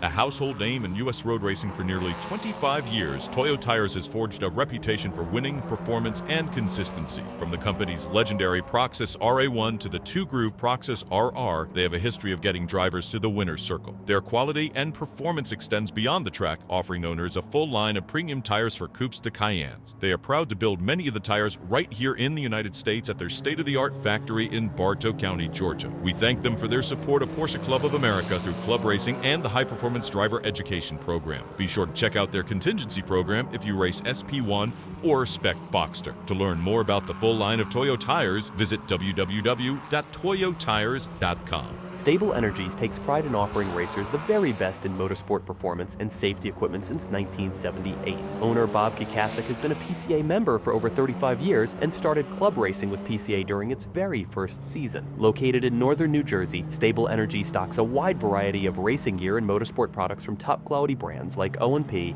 Alpine Stars, Bell, Hans, Schroth, Paget, and Brake Rouse. Stable Energies is a master distributor for Recaro and the U.S. importer for safety devices roll cages, as well as the Eastern U.S. distributor for RSS Porsche performance parts. You can shop with Stable Energies on their website, stableenergies.com. You can call and speak to a knowledgeable salesperson. They're happy to answer any of your questions. Or you can have one-on-one personal attention at their retail location just 10 minutes from New York City. PCA members receive special deals, so be sure to mention PCA Club Racing. Whether your fire system needs to be serviced, you need advice about a new race seater radio system, or you want to try on the coolest looking new driver suits, Stable Energies has yet covered. Motion Control Suspension, or MCS, has proven to be the evolution of premium motorsports damper systems. Their team is continuously developing and refining damper technology that is vastly different from other manufacturers, developed through hands-on involvement in GT and touring car racing. While their roots are in the highest levels of professional sports car racing, their products excel in all environments, from enthusiastic street driving to autocross track days to club racing and far beyond. MCS is much more than just a great product. They have many years of practical racing experience, both on and off the track, extensive knowledge of vehicle dynamics, and an understanding of driver expectations and needs. MCS is proud to be a sponsor of Porsche Club Racing and invites you to lean on their expertise for setup support and consultation. Partners of club racing for over 30 years, Eurosport Porsche Road and Race is a Porsche specialty shop with 2 locations in Illinois operating since 1984. Whether you have an early air-cooled car from the 60s or Porsche's newest cup car, we can provide all your service and parts needs. We are the one-stop shop for all of your Porsche repairs and race builds with a large inventory of Porsche parts and race gear. Apex Racing Performance, premier racing outfitters, provides racing equipment and product support to motorsports enthusiasts. A member of PCA since 1991, Clark Hammerly and his wife Linda both hold competitive racing licenses and install, use, and test the equipment they sell. This enables them to provide unbiased technical assistance on installation and use of their products. From helmets and race apparel to personal cooling and fire systems, Apex Performance also stocks performance friction brake pads for all Porsche applications. They invite you to visit their showroom in Merle's Inlet, South Carolina, shop online at www.apexperformance.net, call toll-free, or view their track schedule online. Mention PCA Club Racing to receive a discount on your next purchase. Demon Speed Motorsports offers a full line of products for your race or track car. With their background in Porsche GT3 Cup cars, they bring the same quality and durability to the street and track replacement parts that they produce. These products include suspension links, motorsport-style center lock parts and kits, brake rotors, and wing uprights. Now, Good Arrow Wings and RacingTireWarmers.com are part of the Demon Speed family. With this, they now offer Good Arrow Wings with mounting solutions for most Porsche models. Racing Tire Warmers offer tire warmers to custom fit your race car to make you faster and safer on track. To learn more about Demon Speed Motorsports and see their great products, visit them at www.demonspeedmotorsports.com. Trailux Trailer sets the standard for super lightweight, superior craftsmanship, and extraordinary quality. If you need a trailer, whether it be enclosed or open, to tow your Porsche, Trailux should be your first and only choice. Trailux has many sizes to fit your Porsche perfectly, and their unique touches ensure that your trailer will be as functional as it is beautiful. Trailux Trailers sponsors the Novice Racer Award, a gift certificate given to the second-time racer who exemplifies the club racing spirit.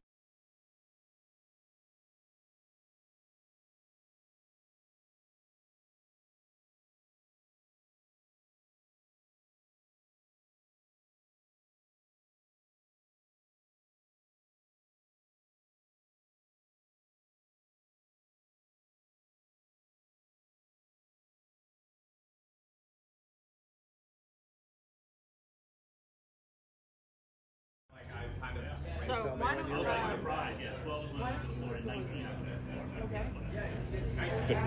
All right, as we get ready to congratulate our winners for the Brian Henderson Memorial, we'll start off with third place. In the number 102 is Andy Pastor.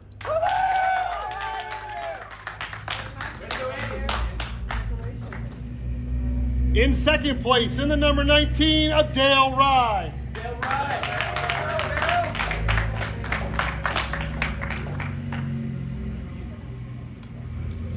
And your overall winner in the number 148, that's Walter Jezik.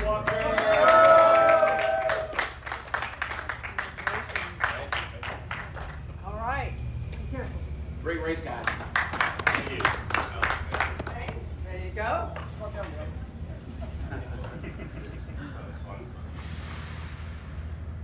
You can spray it if you want. All right, now go. You gotta wear this for tomorrow.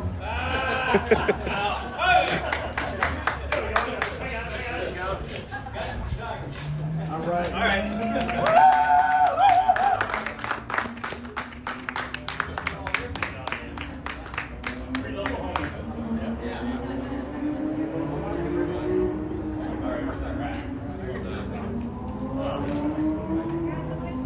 Congratulations, guys.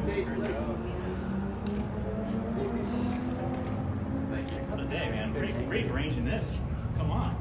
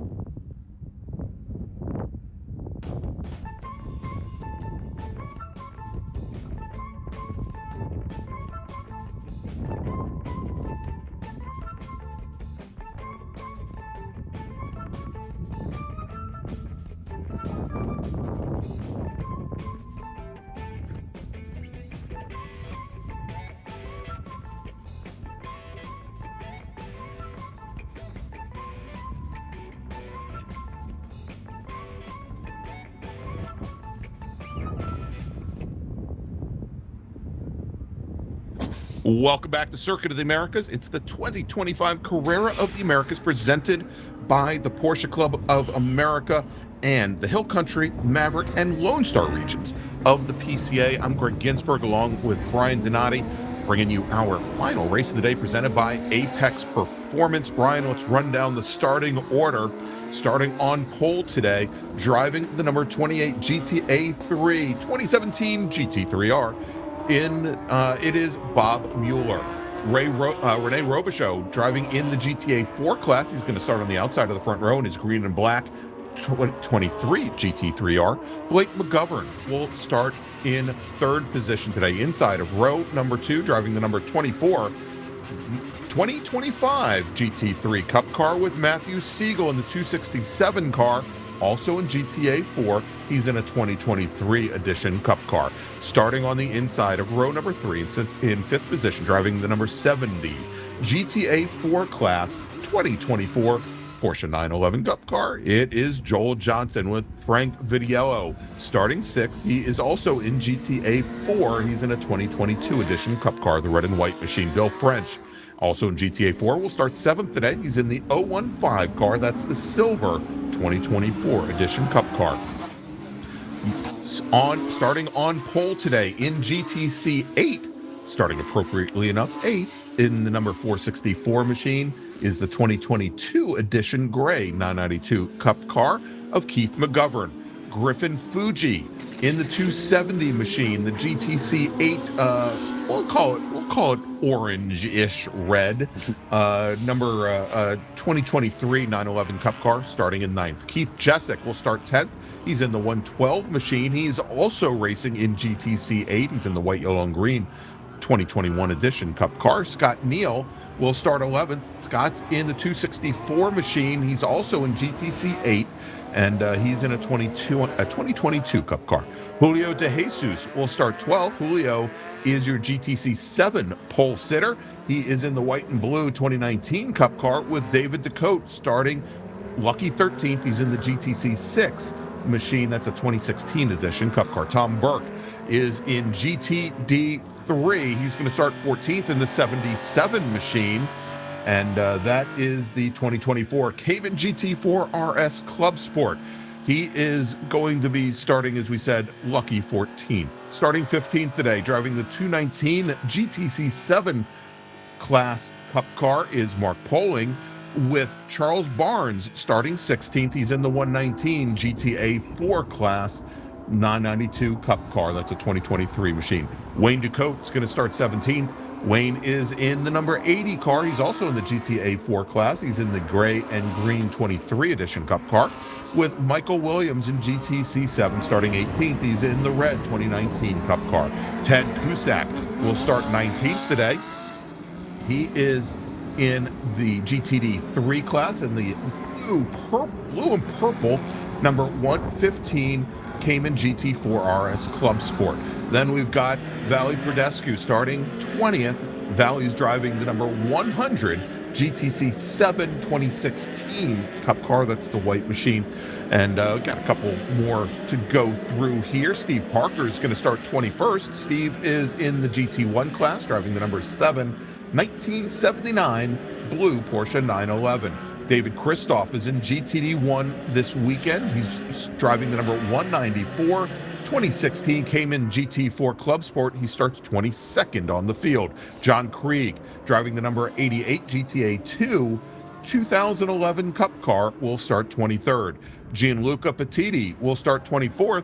Gianluca is in the number 844 machine. That's the GTD2 2020 Cayman GT4 Club Sport. We'll pick up one more row starting 25th today, driving the number 05 GTD1 2016 Cayman GT4 Club Sport is Mark Hausman with Luke Oxner. We'll talk a little bit more about Luke in just a moment here.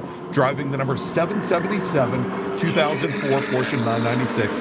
He is in GTB1 starting 26th on the field. Brian, as the field is coming out of the final corner onto the front straight, starter looks over the field and green flag is in the air, and we are racing once again here at COTA as our field starts to make their way up towards Big Red, up into turn number 1. And there you go, Mueller, Robichaux, door to door as they come around the turn here.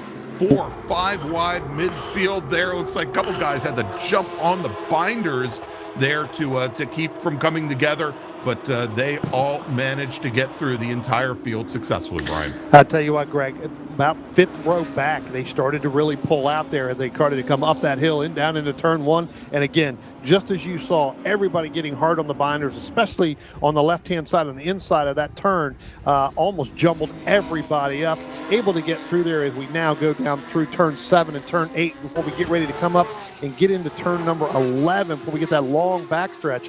I tell you what, the battle that's going to be on the racetrack, I think that as this race starts to wind down, Greg, will be in that GT4 class. Robichaux is kind of the class of that field, but Blake McGovern, Matthew Siegel, and Joel Johnson, they were all within a tenth of each other during qualifying. That's going to be a and good indeed battle. now, Brian, as they come out of the hairpin and start to make their run down to turn 12, Robichaux has finally worked himself clear of Blake McGovern. McGovern was sitting there right on his door, right on his driver's side door, through the S's and all the way up through turn 9 in that silver machine as he now slots back behind the 91 machine. Matt Siegel, another one of the silver GTA 4 class machines right there as well.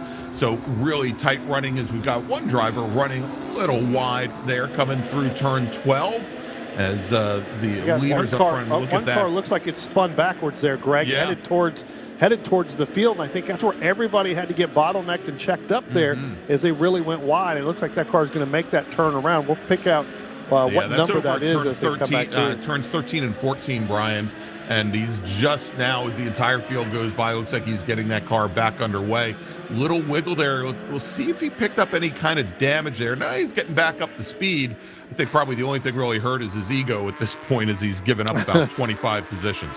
Yeah, that car just doesn't look like it really wants to turn at all. Even when that car started to get back settled in, it just did not want to make that left-hand turn. And Brian, that was Bill Fennick, one of our GTA 4 racers, driving the number 015 machine, a 2024 Cup car. And he's going to find himself tail end Charlie there after having starting mid-pack in the field. Yeah, just now getting out of turn 19. It looks like we also have the 74 Keith Clark. He's pulled that car down on the pit lane. So Clark having some problems. I'm wondering maybe if there may have been some contact between both of those cars that had that spun around, because Clark down on the pit lane here, not even really completing the lap. All right, so one lap in the books.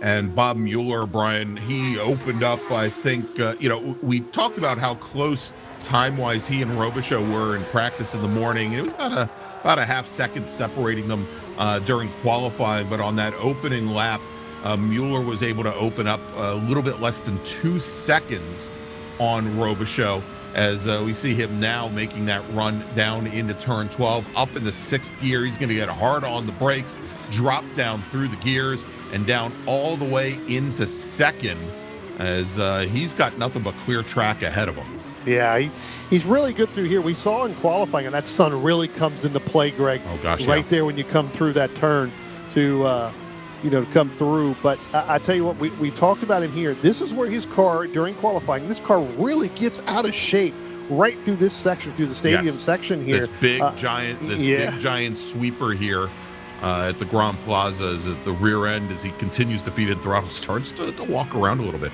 Brian, it was interesting that you mentioned, and you could see it here as we got on board, and you see it once again as the sun starting to get very low towards the end of the day here, and of course very late in the year. So at 4:30, we're getting close to sunset.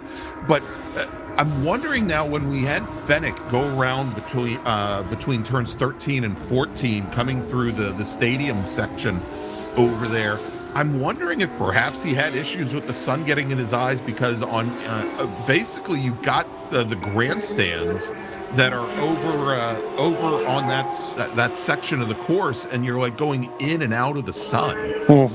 That it could be very difficult to not only spot what's ahead of you, but also if there are other drivers around you to be able to pick them up. Well, you end up missing your braking point, right? Because Yeah. of the sun, the glare. And I'm looking out the window here, and we saw it on the camera with Mueller as he came out of turn 20 and headed up there.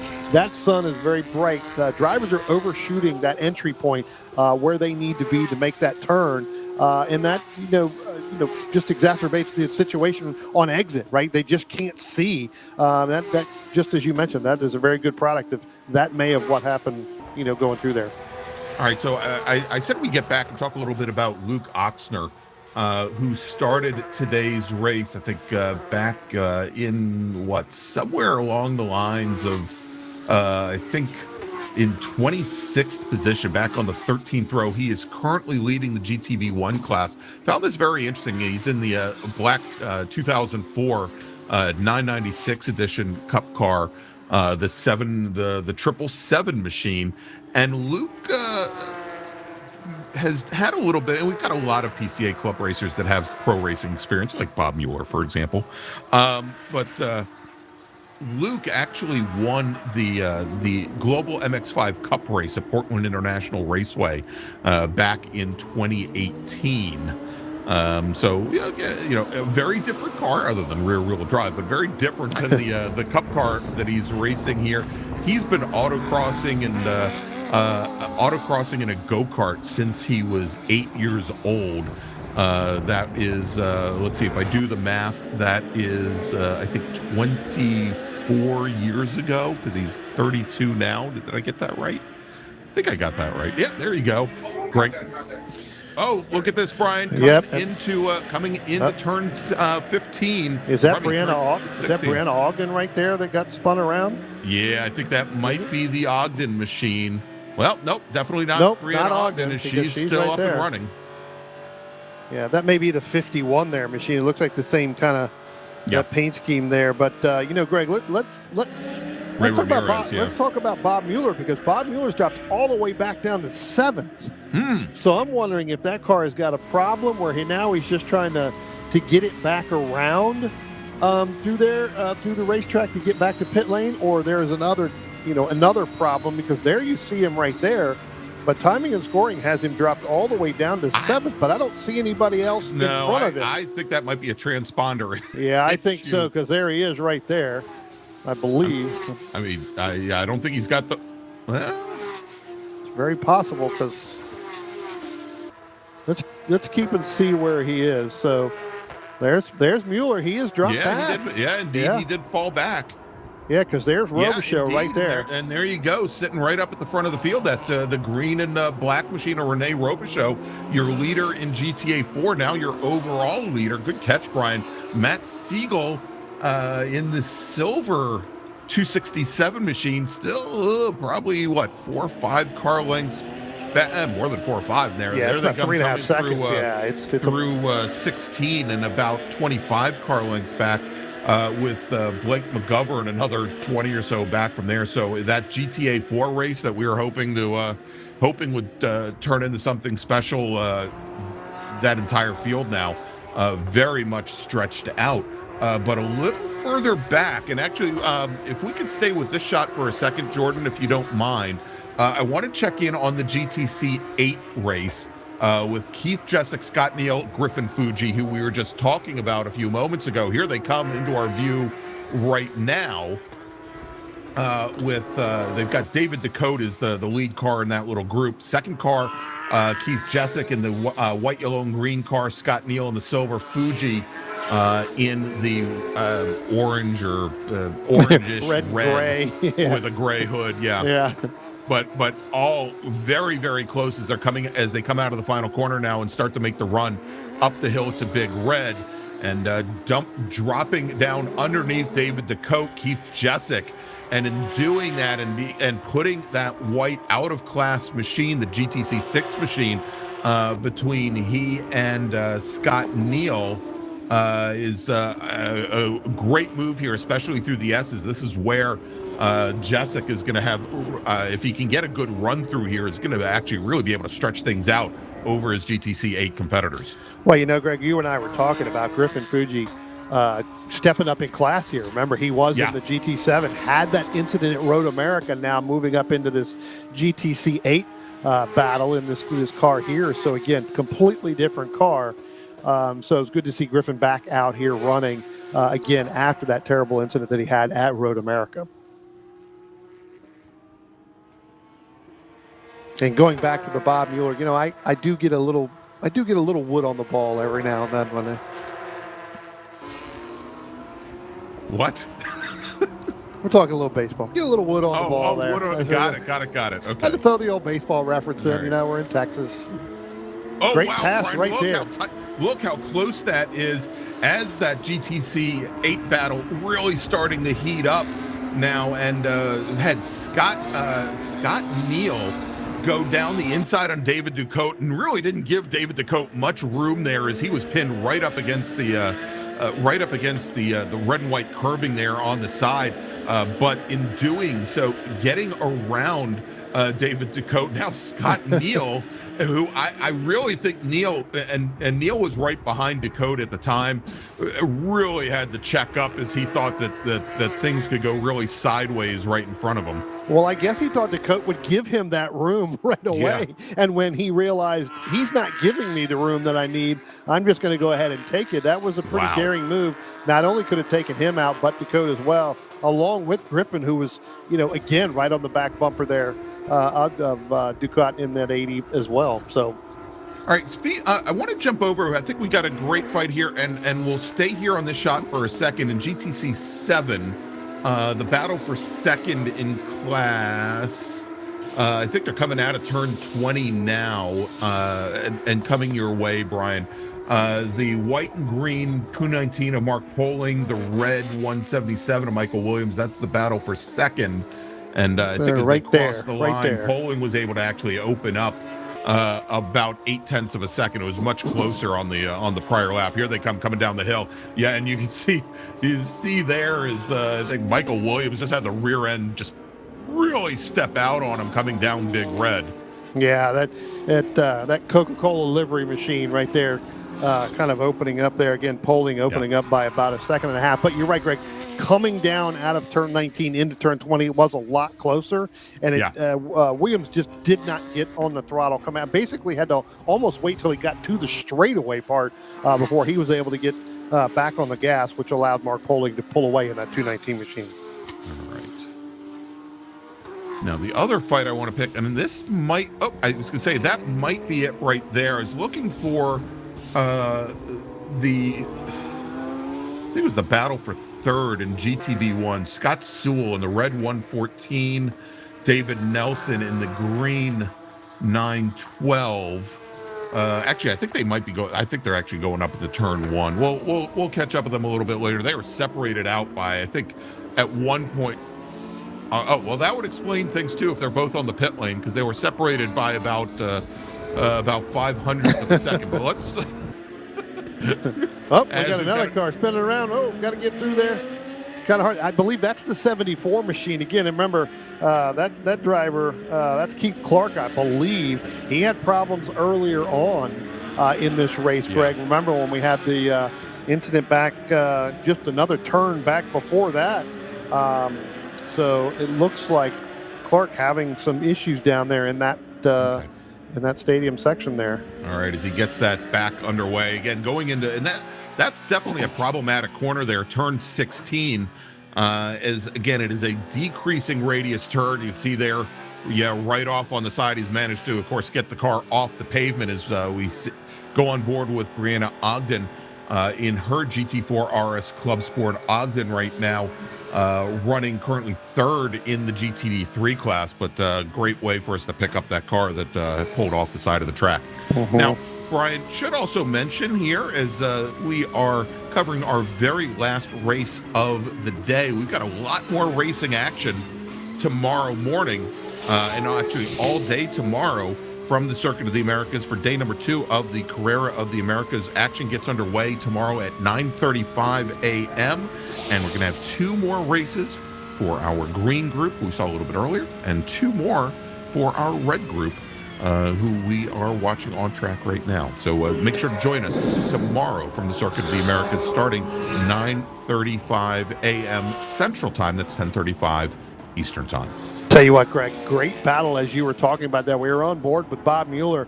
He was going by Joel Johnson, and Joel did not want to give that position up. That's not a battle in class, but just a battle of position on the racetrack. That's for 4th overall. So Bob, after he fell all the way back to 7th now, starting to move his way back up into 4th, it was able to complete that pass over Joel Johnston. I believe that was coming down through the backstretch there. Yeah, and you know, Johnson, who was running 4th overall and 4th in GTA 4 at the time, lapping almost almost 3 seconds off the top 3 racers in GTA 4. He's now maybe got a good draft from Bob Mueller. I think he ended up picking up some time, but he's still lapping now about a half second back off of the times from the other GTA 4 racers. That being said, Bob Mueller has been lapping about 2 seconds a lap faster than the racers up ahead. This past lap off that a little bit in order to get around Joel Johnson. Yeah, kind of came side by side there, going through 19 and 20 that time. I believe that's where it was. Or coming out of turn number 11, they were side by side and was able to get by there. His next driver, he's going to come up. That's going to be 3rd in that GTA 4. That's Blake McGovern, who set his fastest lap time so far on lap 7 with that 2:10.855. So Blake getting a little bit faster, just as I mentioned at the top of this race, Greg. Other than Rene Robichaux, who's got a pretty good sized lead over Matthew Siegel and Blake McGovern. Those are the 2 drivers that are going to battle it out for that 2nd and 3rd in GTA 4, as well as 2nd and 3rd overall. Remember, we're going to do another podium ceremony after this race is over for the top 3 overall. So Mueller trying to work his way back kind of where he started right now. All right, so Brianna Ogden, who we were just on board with, making her way around Luke Oxner's 777 machine. We talked about Luke in the GTB 1 class, Brianna in GTD 3, as she's still trying to find her way up towards Ted Cusack, who is now just 2 more cars up the road. Unfortunately for Brianna, I think it's also about 18 seconds up the road. So she's got a long way to go. She's going to pick up another position in class there. But let's do this, Brian, as we now have just about 12 minutes, a little bit under 12 minutes, or actually probably a little bit more than 12 minutes remaining in this race. Let's take a quick break. Thanks to our partners and sponsors. And when we come back, we'll take our viewers all the way to the checkered flag here at the Circuit of the Americas, where you're watching the Carrera of the Americas presented by the Porsche Club of America. We'll be right back.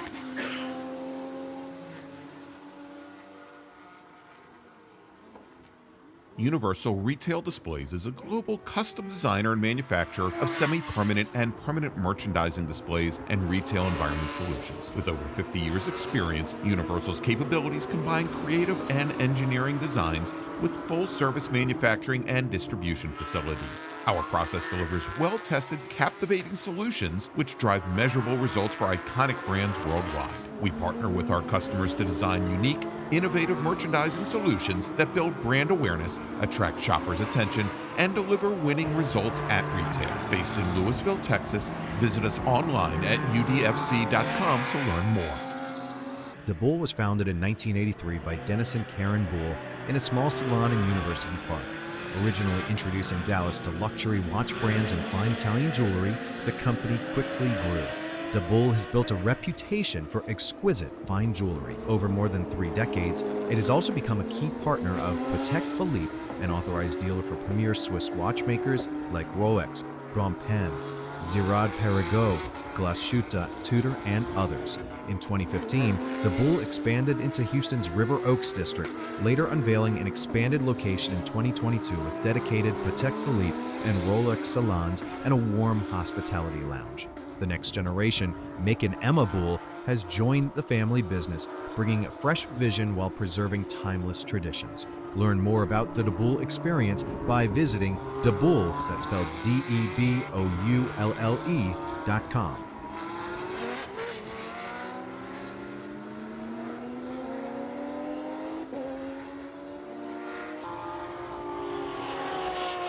Welcome back to the Circuit of the Americas, the 2025 Carrera of the Americas, presented by the Porsche Club of America and our hosting regions, the Hill Country, Maverick, and Lone Star regions. We want to thank them as well as all of our presenting sponsors like Apex Performance, bringing you this afternoon's Red Group race. I'm Greg Ginsburg along with Brian Donati, and Brian got just about 10 minutes left in this half-hour-long race. Let's go and we'll reset the field here very quickly. And GTA 4 and your overall leaders, Renee Robichaux with Matt Siegel second, Blake McGovern in third. In GTD 3, it's Tom Burke, Ted Cusack, and Brianna McGovern, your top three. In GTC 6, David DeCote, Conrad Park, and Keith Clark, your top three. In GTA 2, Kevin Roush, who just reset his personal best lap of the race over Jean Audet by almost a minute. Jean Krieg running 3 laps down in third. In GTB 1, it's Luke Oxner over Sean Keeler and David Nelson. In GTC 7, Julio De Jesus, Mark Poling, and Michael Williams. And I'd love to be able to pick up that race in just a moment. I think Poling and Williams are going to be coming across the line. I think it's right. I think it's right there in front. And right there there they in front are, of you. about 0.4 of a second separating them as they cross the start-finish line. They're going to be coming up the hill to top of Big Red here momentarily, as David Kristoff leads in GTD 1 over Mark Hausman, and in GTC 8, Keith Jessick, Keith McGovern, Scott Neal, your top three. Let's go as we watch now as they start to run down the hill here, and it is, as I think we were saying here, Mark Poling and Michael Williams. Poling in the white and green machine, and then Michael Williams in the red. They're running second and third in GTC 7. And just ahead of them on track there, that is David Ducote, who we've seen quite a bit of here today, as now he's trying to hold off the GTC 7 battle for second behind him. I tell you what, Valley Predescu, that's the 100. That's the third car that was in that screen right there. So that is the battle for second in that GTC 7 race with Poling and Williams. So he has run both of those drivers down. So that's a battle. And Predescu gets a little bit sideways out of there. That's going to slow him down a little bit. Don't think he's going to be able to get the runoff he wanted, obviously, with that getting sideways. But we'll have to see whether or not he's able to stick with Michael Williams and hopefully get a little bit of a draft to catch back up. All right, as they come down on the braking into turn 12, taking a little peek, not much, but Mark Poling there in the 219, not close enough there on Julio De Jesus there as they come through the stadium section now, and they're going to make their way into 15 and that decreasing radius at 16. That's Michael Williams taking a peek there on Mark Poling in that 219. De Jesus is about 15 seconds up the road. Up the road. He's actually getting ready to come out of turn number 19 down into turn 20 now. So pretty big. So this battle here, like you talked about, and I've been watching Michael Williams and Mark Poling. They take two different lines pretty much on 90% of this racetrack. And I think that's just Michael Williams trying to find where can he make Mark Poling make a mistake. All right, Brian, and it looked like he got a great run prior to the apex of turn 20, and as they come onto the front straight, making up a lot of ground from the inside. I don't think he's going to be up close enough as they come under braking, though. He's going to try, though, and it's such an advantage here because of how steep Big Red turn 1 is that you can get on the brakes a lot later, maybe drag the brakes just a little bit, and make up a lot of ground from the inside. But even as you do, things narrow down on the exit there, so it's always this risk and reward portion of the race course there at turn 1. Yeah, I tell you what, Williams takes that deep inside driver's left line where Poling takes it and goes really far outside and really tries to keep the momentum up to come down the hill, and that's really where he's able to hold off Williams right now. Predescu's starting to fall back a little bit, Greg. I think that getting loose at a turn number 11 kind of may have used up a little bit of his tires there, as we've got just about 5.5 minutes left.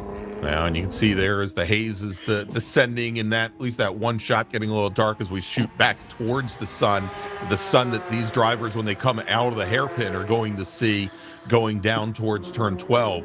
And it is definitely tough. But you can see now is poking to the inside just a little bit, staying a little bit off the white line there. Just a slight defense coming down into turn 12.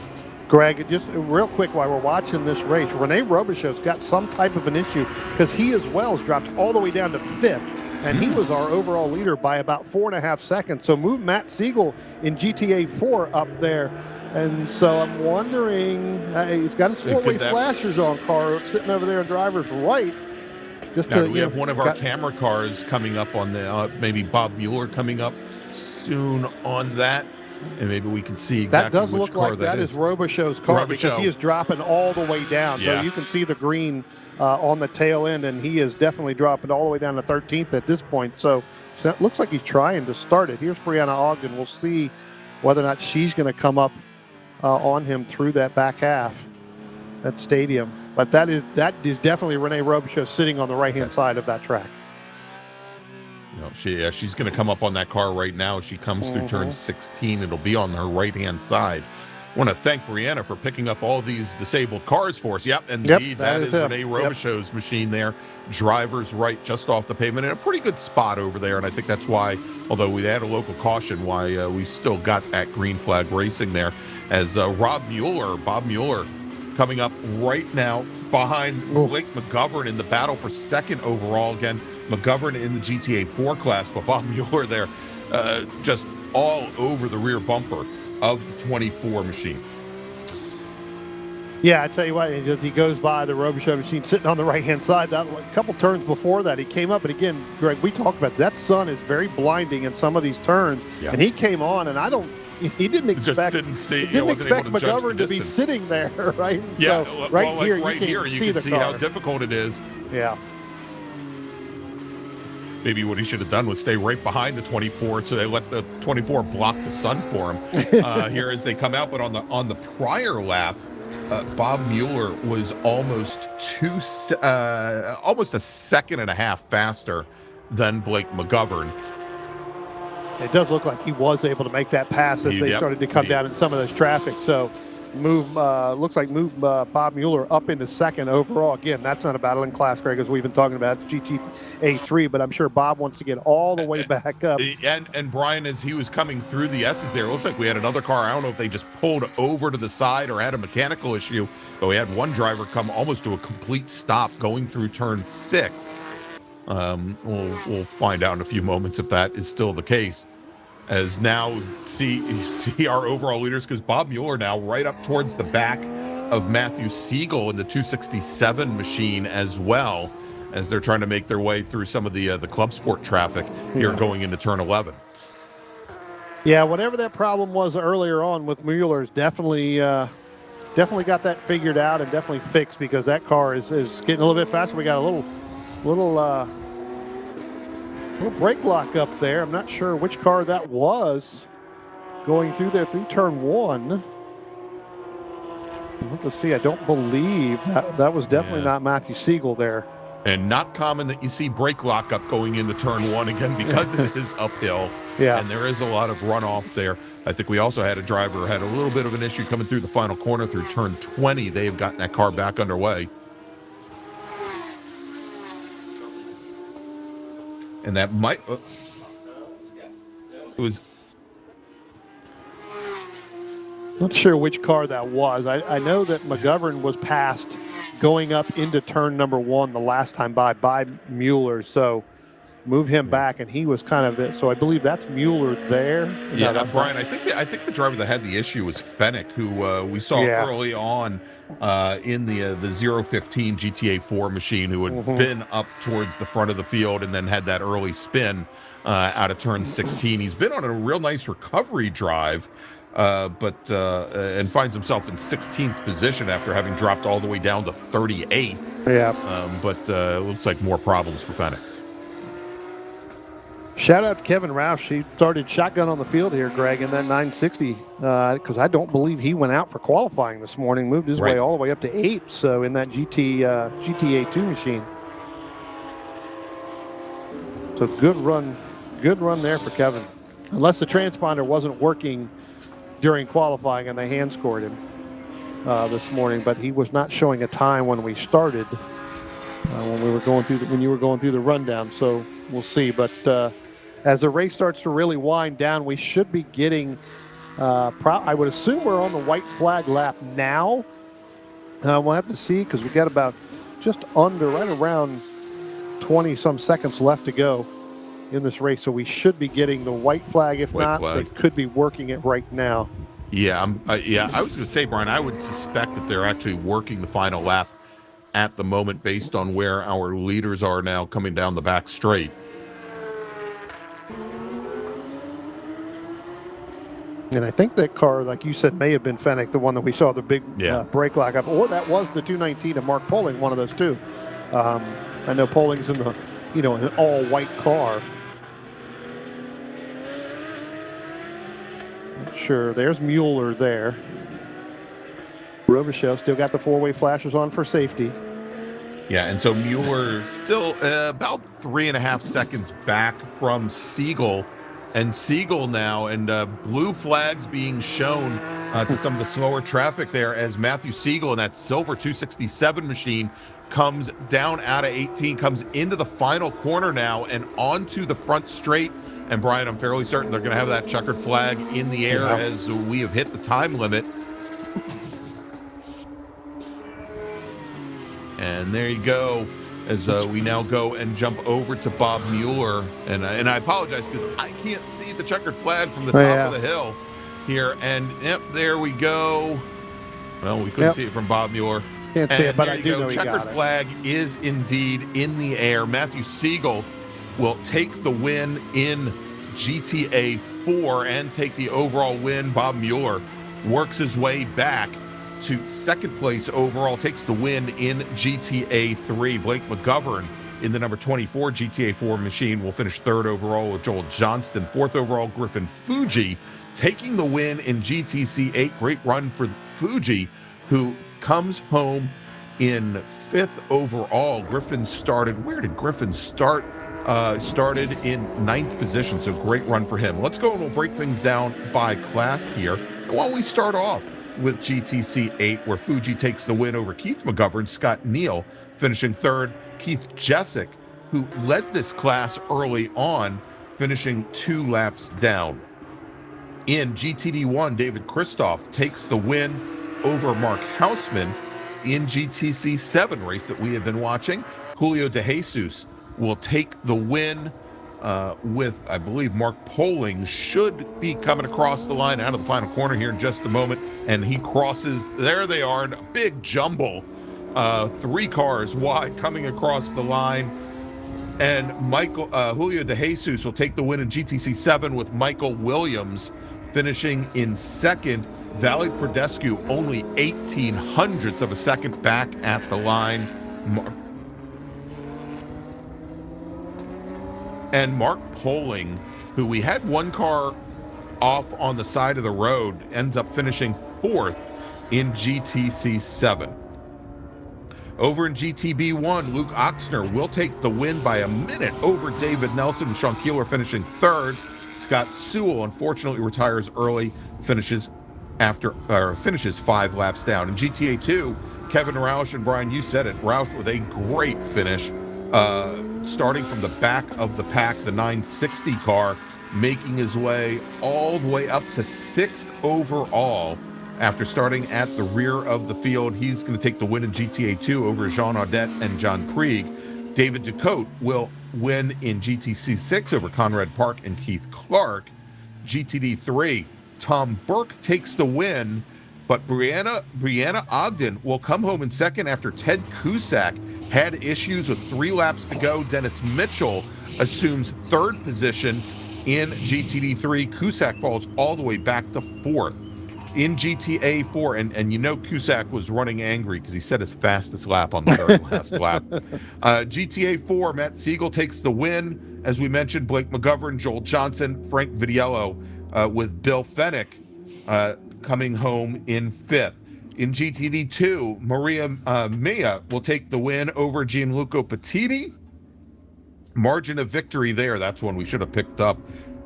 0.15 of a second at the line after a half-hour race. Great battle there in GTD 2. And then we had some of our single runners in class. Bob Mueller, of course, in GTA 3, finishing 2nd overall. He's our only racer in the class. And then Steve Parker our sole racer in the GT1 field, driving the number 7 machine. And again, he only, I think, completed 8 laps. So that's going to wrap things up for the on-track action. But rest assured, we're going to bring you a little more coverage here as Brian Donati's going to head over to the winner's circle and assist in presenting awards to our winners here in this afternoon's Red Race. Remember, though, we've got another day of racing action here from the Circuit of the Americas and the Carrera of the Americas starting tomorrow morning at 9:35 a.m. Central Time. That's 10:35 Eastern Time for those of you who need me to do the math for you. We've got 2 more races for each of our run groups, so 4 more races. Great action for what is our final PCA, Porsche Club of America Club Race broadcast of the season. So make sure to join us, Brian Donati, Greg Ginsburg, along with our director, Jordan Worth. We'll see you tomorrow morning.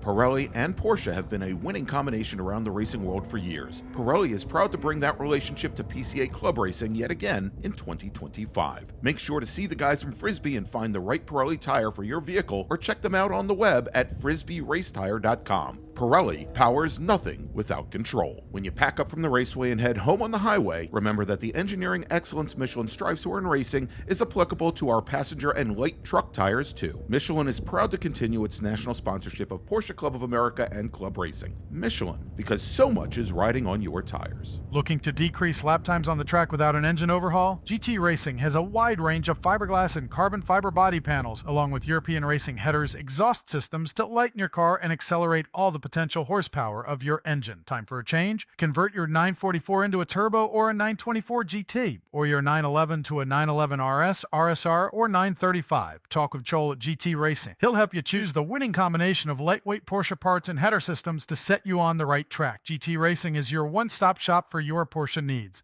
GT Racing is a national sponsor and proudly sponsors tech inspections at PCA Club Races. GT Racing also sponsors the Best Prepared Car Award, a $100 gift certificate at each race. Call Joel at GT Racing today at 1-800-797-2911 or find us on the web at www.gt-racing.com. Our first club racing sponsor, Porsche Cars North America, funds the club racing news and sponsors the Workers' Choice Award, considered the most prestigious award given at a club race. Thank you to PCA for offering vital support to our club racing program. At Hankook Tire, we strive to create a universal moment when the car and driver become one. Our aim is to develop a safer, more pleasant, and more comfortable driving experience from the moment the driver turns on the engine. Through strong braking power, smooth handling, driving comfort, and guaranteed safety, Hankook products deliver an authentic driving experience beyond mobility. Our tires provide total control of speed and direction while ensuring safety and comfort on the road. Embrace driving emotion and embrace the feel and excitement of being behind the wheel with Hankook Tire. Hankook competition tires are the perfect match of performance and longevity. Visit hankookmotorsports.com to buy today. OG Racing has been a national sponsor of PCA Club Racing since 1998. Headquartered in Sterling, Virginia, and staffed by PCA members and club racers, OG Racing has always carried the industry's best in racing safety equipment and performance parts. The best products from manufacturers like Sparco, OMP, Alpine Stars, helmets from Bell, Stilo, Rue, brake pads from Performance Friction, Paget & Hawk, just to name a few, and are always in stock and ready to ship from their 12,000 square foot warehouse. Give OG Racing a call or visit them at www.ogracing.com and sign up for their newsletter. We're not just a one-off experience, we're a call to freedom. We're a place in people's minds where everyone can unleash their wild side with a passport to a world of possibilities, a spirit that breaks all the rules, uniting the famously bold and spirited essence of tequila from Mexico with the much-loved richness of peanut butter. Manibal is the bold embodiment of the party animal within us all. Here is where the ethics starts. Tequila can be purchased nationwide at... It's okay. We got it. Yeah. We can do the reverse image. We could. We can do the reverse image. All right, welcome back here for our red group, our sprint number 1. Finishing in third in the number 24 is Blake McGovern. Congratulations. Thank you. Finishing in second with a wild ride in this race in the number 28, that's Bob Mueller. Congratulations. And your winner in our red group sprint race number 1 in the number 267, that's Matthew Siegel. And gentlemen,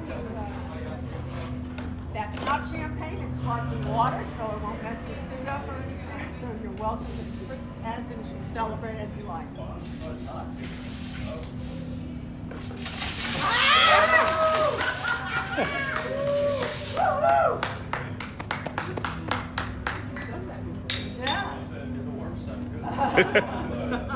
Thanks, guys.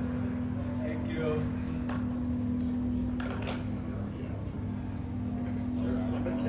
I actually sprayed them.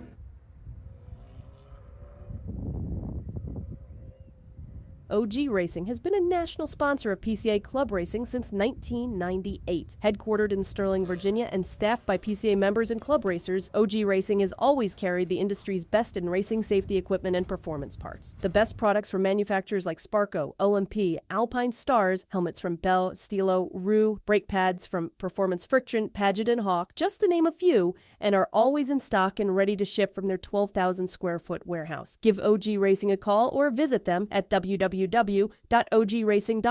and sign up for their newsletter. About to hit the track without coverage for your car? Buy HPDE insurance in minutes at LockedInMotorsports.com. Whether you drive a 911 or a Boxster, protect your car against physical damage during HPDE and track day event with HPD insurance from Locked In Motorsports, administered by Locked In Affinity. Coverage includes modifications you've done to your car, 2 drivers at each event, demonstration laps your instructor drives, and more. Worried about the trip home? Locked In Motorsports also offers off-track insurance for your non-licensed race car or track car while in transit, in storage, and in the paddock, plus options for your trailer, equipment, and tools. Insure your Porsche today at LockedInMotorsports.com. Miller's Oils is proud to be a Porsche Club Racing sponsor and to work with Racer's Edge as their North American distributor. Miller's Oils has been blending oil since 1887 and has an extensive product line for virtually every street or racetrack application. The technology implemented in Miller's engine oil and gear oils protects the wear surfaces of your engine and gear train on a microscopic level, significantly reducing friction and increasing the life of your engine and gear train. We encourage you to try Miller's and judge for yourself with the help of an oil sample analysis. As they say, the proof is in the pudding. Pirelli and Porsche have been a winning combination around the racing world for years. Pirelli is proud to bring that relationship to PCA Club Racing yet again in 2025. Make sure to see the guys from Frisbee and find the right Pirelli tire for your vehicle, or check them out on the web at frisbeeracetire.com. Pirelli powers nothing without control. Based in New Jersey, Precision Motorsports, or PMR, is a supporter of club racing and a new national sponsor for 2025. From the latest Cup cars to 944 racers, PMR has supported them all here at the track. True experts in their craft and dedicated to performance. Find them on Facebook at Precision Motorsports. New for 2025, Isringhausen will be sponsoring the GTD 1, 2, and 3 classes. Our group here at Club Racing are thrilled to have them on board. Over the past 30 years, Isringhausen has become synonymous with quality vehicles and superb service. The Isringhausen way of doing business has been one of offering excellent products at fair prices, coupled with service that goes above and beyond what anyone would expect from a typical car dealership. We believe that good service is comprised of 2 components: a willing and helpful attitude, accompanied by competency in your field. We try to support an environment where each person who works here strives to serve each customer as they wish to be served, with dignity and respect. Because of these core values, Isringhausen has become and will continue to be a leading example in the industry. One of our latest partners, Track Day Tire, is happy to be supporting Club Racing through their Toyo, Hoosier, and Michelin tires. Use the code PCACR for a discount at checkout. The TrackDayTire.com team is passionate about helping our customers extract the highest level of performance from their vehicles on the track. Decades of on-track experience has taught us purpose-designed track-use tires are arguably the single most important vehicle component that influences driver confidence to obtain maximum vehicle performance. Making it easier for our fellow Track Day enthusiasts to obtain confidence-inspiring tires is our goal. We look forward to providing you access to the best prices and customer support in the industry. A household name in U.S. road racing for nearly 25 years, Toyo Tires has forged a reputation for winning, performance, and consistency. From the company's legendary Proxys RA1 to the two-groove Proxys RR, they have a history of getting drivers to the winner's circle. Their quality and performance extends beyond the track, offering owners a full line of premium tires for coupes to Cayennes. They are proud to build many of the tires right here in the United States at their state-of-the-art factory in Bartow County, Georgia. We thank them for their support of Porsche Club of America through club racing and the high-performance driver education program. Be sure to check out their contingency program if you race SP1 or Spec Boxster. To learn more about the full line of Toyo tires, visit www.toyotires.com. Stable Energies takes pride in offering racers the very best in motorsport performance and safety equipment since 1978. Owner Bob Kikasik has been a PCA member for over 35 years and started club racing with PCA during its very first season. Located in northern New Jersey, Stable Energy stocks a wide variety of racing gear and motorsport products from top-quality brands like O&P, Alpine Stars, Bell, Hans, Schroth, Paget, and Bray Kraus. Stable Energies is a master distributor for Recaro and the U.S. importer for safety devices roll cages, as well as the Eastern U.S. distributor for RSS Porsche performance parts. You can shop with Stable Energies on their website, stableenergies.com. You can call and speak to a knowledgeable salesperson. They're happy to answer any of your questions. Or you can have one-on-one personal attention at their retail location just 10 minutes from New York City. PCA members receive special deals, so be sure to mention PCA Club Racing. Whether your fire system needs to be serviced, you need advice about a new race seater radio system, or you want to try on the coolest looking new driver suits, Stable Energies has yet covered. Motion Control Suspension, or MCS, has proven to be the evolution of premium motorsports damper systems. Their team is continuously developing and refining damper technology that is vastly different from other manufacturers, developed through hands-on involvement in GT and touring car racing. While their roots are in the highest levels of professional sports car racing, their products excel in all environments, from enthusiastic street driving to autocross track days to club racing and far beyond. MCS is much more than just a great product. They have many years of practical racing experience both on and off the track, extensive knowledge of vehicle dynamics, and an understanding of driver expectations and needs. MCS is proud to be a sponsor of Porsche Club Racing and invites you to lean on their expertise for setup support and consultation. Partners of club racing for over 30 years, Eurosport Porsche Road and Race is a Porsche specialty shop with 2 locations in Illinois operating since 1984. Whether you have an early air-cooled car from the 60s or Porsche's newest cup car, we can provide all your service and parts needs. We are the one-stop shop for all of your Porsche repairs and race builds with a large inventory of Porsche parts and race gear. Apex Racing Performance, premier racing outfitters, provides racing equipment and product support to motorsports enthusiasts. A member of PCA since 1991, Clark Hammerly and his wife Linda both hold competitive racing licenses and install, use, and test the equipment they sell. This enables them to provide unbiased technical assistance on installation and use of their products. From helmets and race apparel to personal cooling and fire systems, Apex Performance also stocks performance friction brake pads for all Porsche applications. They invite you to visit their showroom in Merle's Inlet, South Carolina, shop online at www.apexperformance.net, call toll-free, or view their track schedule online. Mention PCA Club Racing to receive a discount on your next purchase. Demon Speed Motorsports offers a full line of products for your race or track car. With their background in Porsche GT3 Cup cars, they bring the same quality and durability to the street and track replacement parts that they produce. These products include suspension links, motorsport-style center lock parts and kits, brake rotors, and wing uprights. Now, Good Arrow Wings and RacingTireWarmers.com are part of the Demon Speed family. With this, they now offer Good Arrow Wings with mounting solutions for most Porsche models. Racing Tire Warmers offer tire warmers to custom fit your race car to make you faster and safer on track. To learn more about Demon Speed Motorsports and see their great products, visit them at www.demonspeedmotorsports.com. Trailux Trailer sets the standard for super lightweight, superior craftsmanship, and extraordinary quality. If you need a trailer, whether it be enclosed or open, to tow your Porsche, Trailux should be your first and only choice. Trailux has many sizes to fit your Porsche perfectly, and their unique touches ensure that your trailer will be as functional as it is beautiful. Trailux Trailers sponsors the Novice Racer Award, a gift certificate given to the second-time racer who exemplifies the club racing spirit.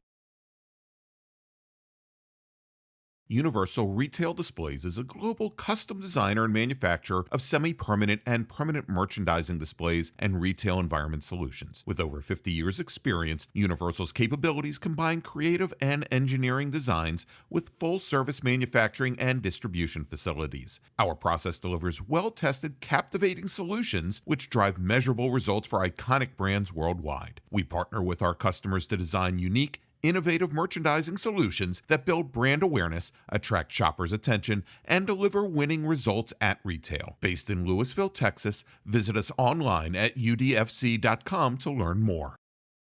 The Bull was founded in 1983 by Dennis and Karen Bull in a small salon in University Park. Originally introduced in Dallas to luxury watch brands and fine Italian jewelry, the company quickly grew. De Bull has built a reputation for exquisite fine jewelry. Over more than 3 decades, it has also become a key partner of Patek Philippe, an authorized dealer for premier Swiss watchmakers like Rolex, Blancpain, Girard-Perregaux, Glashütte, Tudor, and others. In 2015, De Bull expanded into Houston's River Oaks district, later unveiling an expanded location in 2022 with dedicated Patek Philippe and Rolex salons and a warm hospitality lounge. The next generation, Mick and Emma Bull, has joined the family business, bringing a fresh vision while preserving timeless traditions. Learn more about the De Bull experience by visiting DeBull, that's spelled DEBOULLE.com.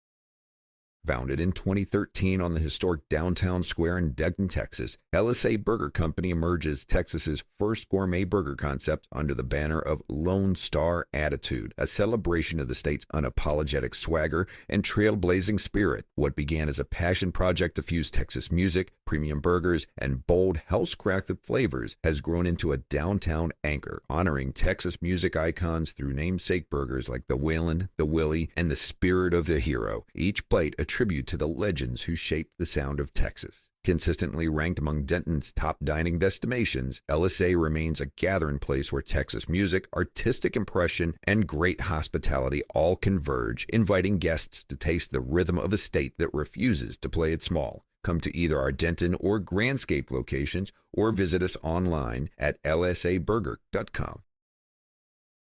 Start your engines. The 2026 Porsche Club racing season launches at one of the most legendary circuits in America, Sebring International Raceway. From January 29th through February 1st, the PCA community rolls into Sebring, Florida for the 33rd annual 48 Hours at Sebring, a long weekend packed with racing, camaraderie, and pure Porsche passion. Whether you're a seasoned racer, an advanced solo driver, a dedicated volunteer, or a Porsche fan ready to soak in the action, this is the place to kick off your year. Sebring's iconic 3.74-mile layout, built on decades of sports car heritage, sets the stage for one of the largest and most anticipated PCA club races in the country. Hosted by PCA's Suncoast and Gold Coast regions, this winter racing classic brings thrills from sunrise to sunset. So mark your calendars, book your Florida getaway, and immerse yourself in the roar, the speed, and the spirit of Porsche. The 48 Hours of Sebring. The season starts here. Don't miss it. Porsche Austin and Porsche South Austin are part of High Tech Motor Cars, the largest luxury automotive dealer group in Austin, Texas. The dealerships are fully committed to providing the best Porsche experience in Texas and beyond. Whether you're buying, leasing, or servicing your Porsche, Porsche Austin and Porsche South Austin aim to exceed all expectations. Their Porsche-certified sales professionals and highly trained service technicians are dedicated to excellent customer care. Visit them in person or online at austin.porsche.com or southaustin.porsche.com.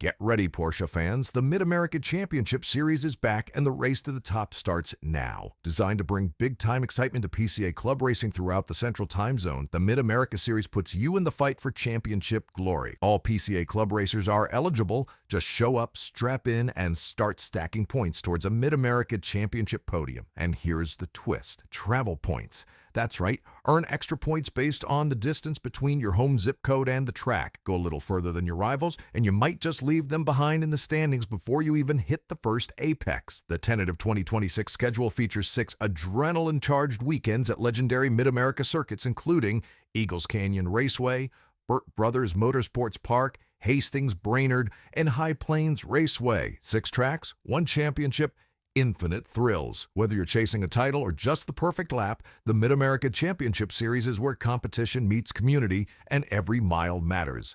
Porsche of America. Drive fast, travel far, race Mid-America.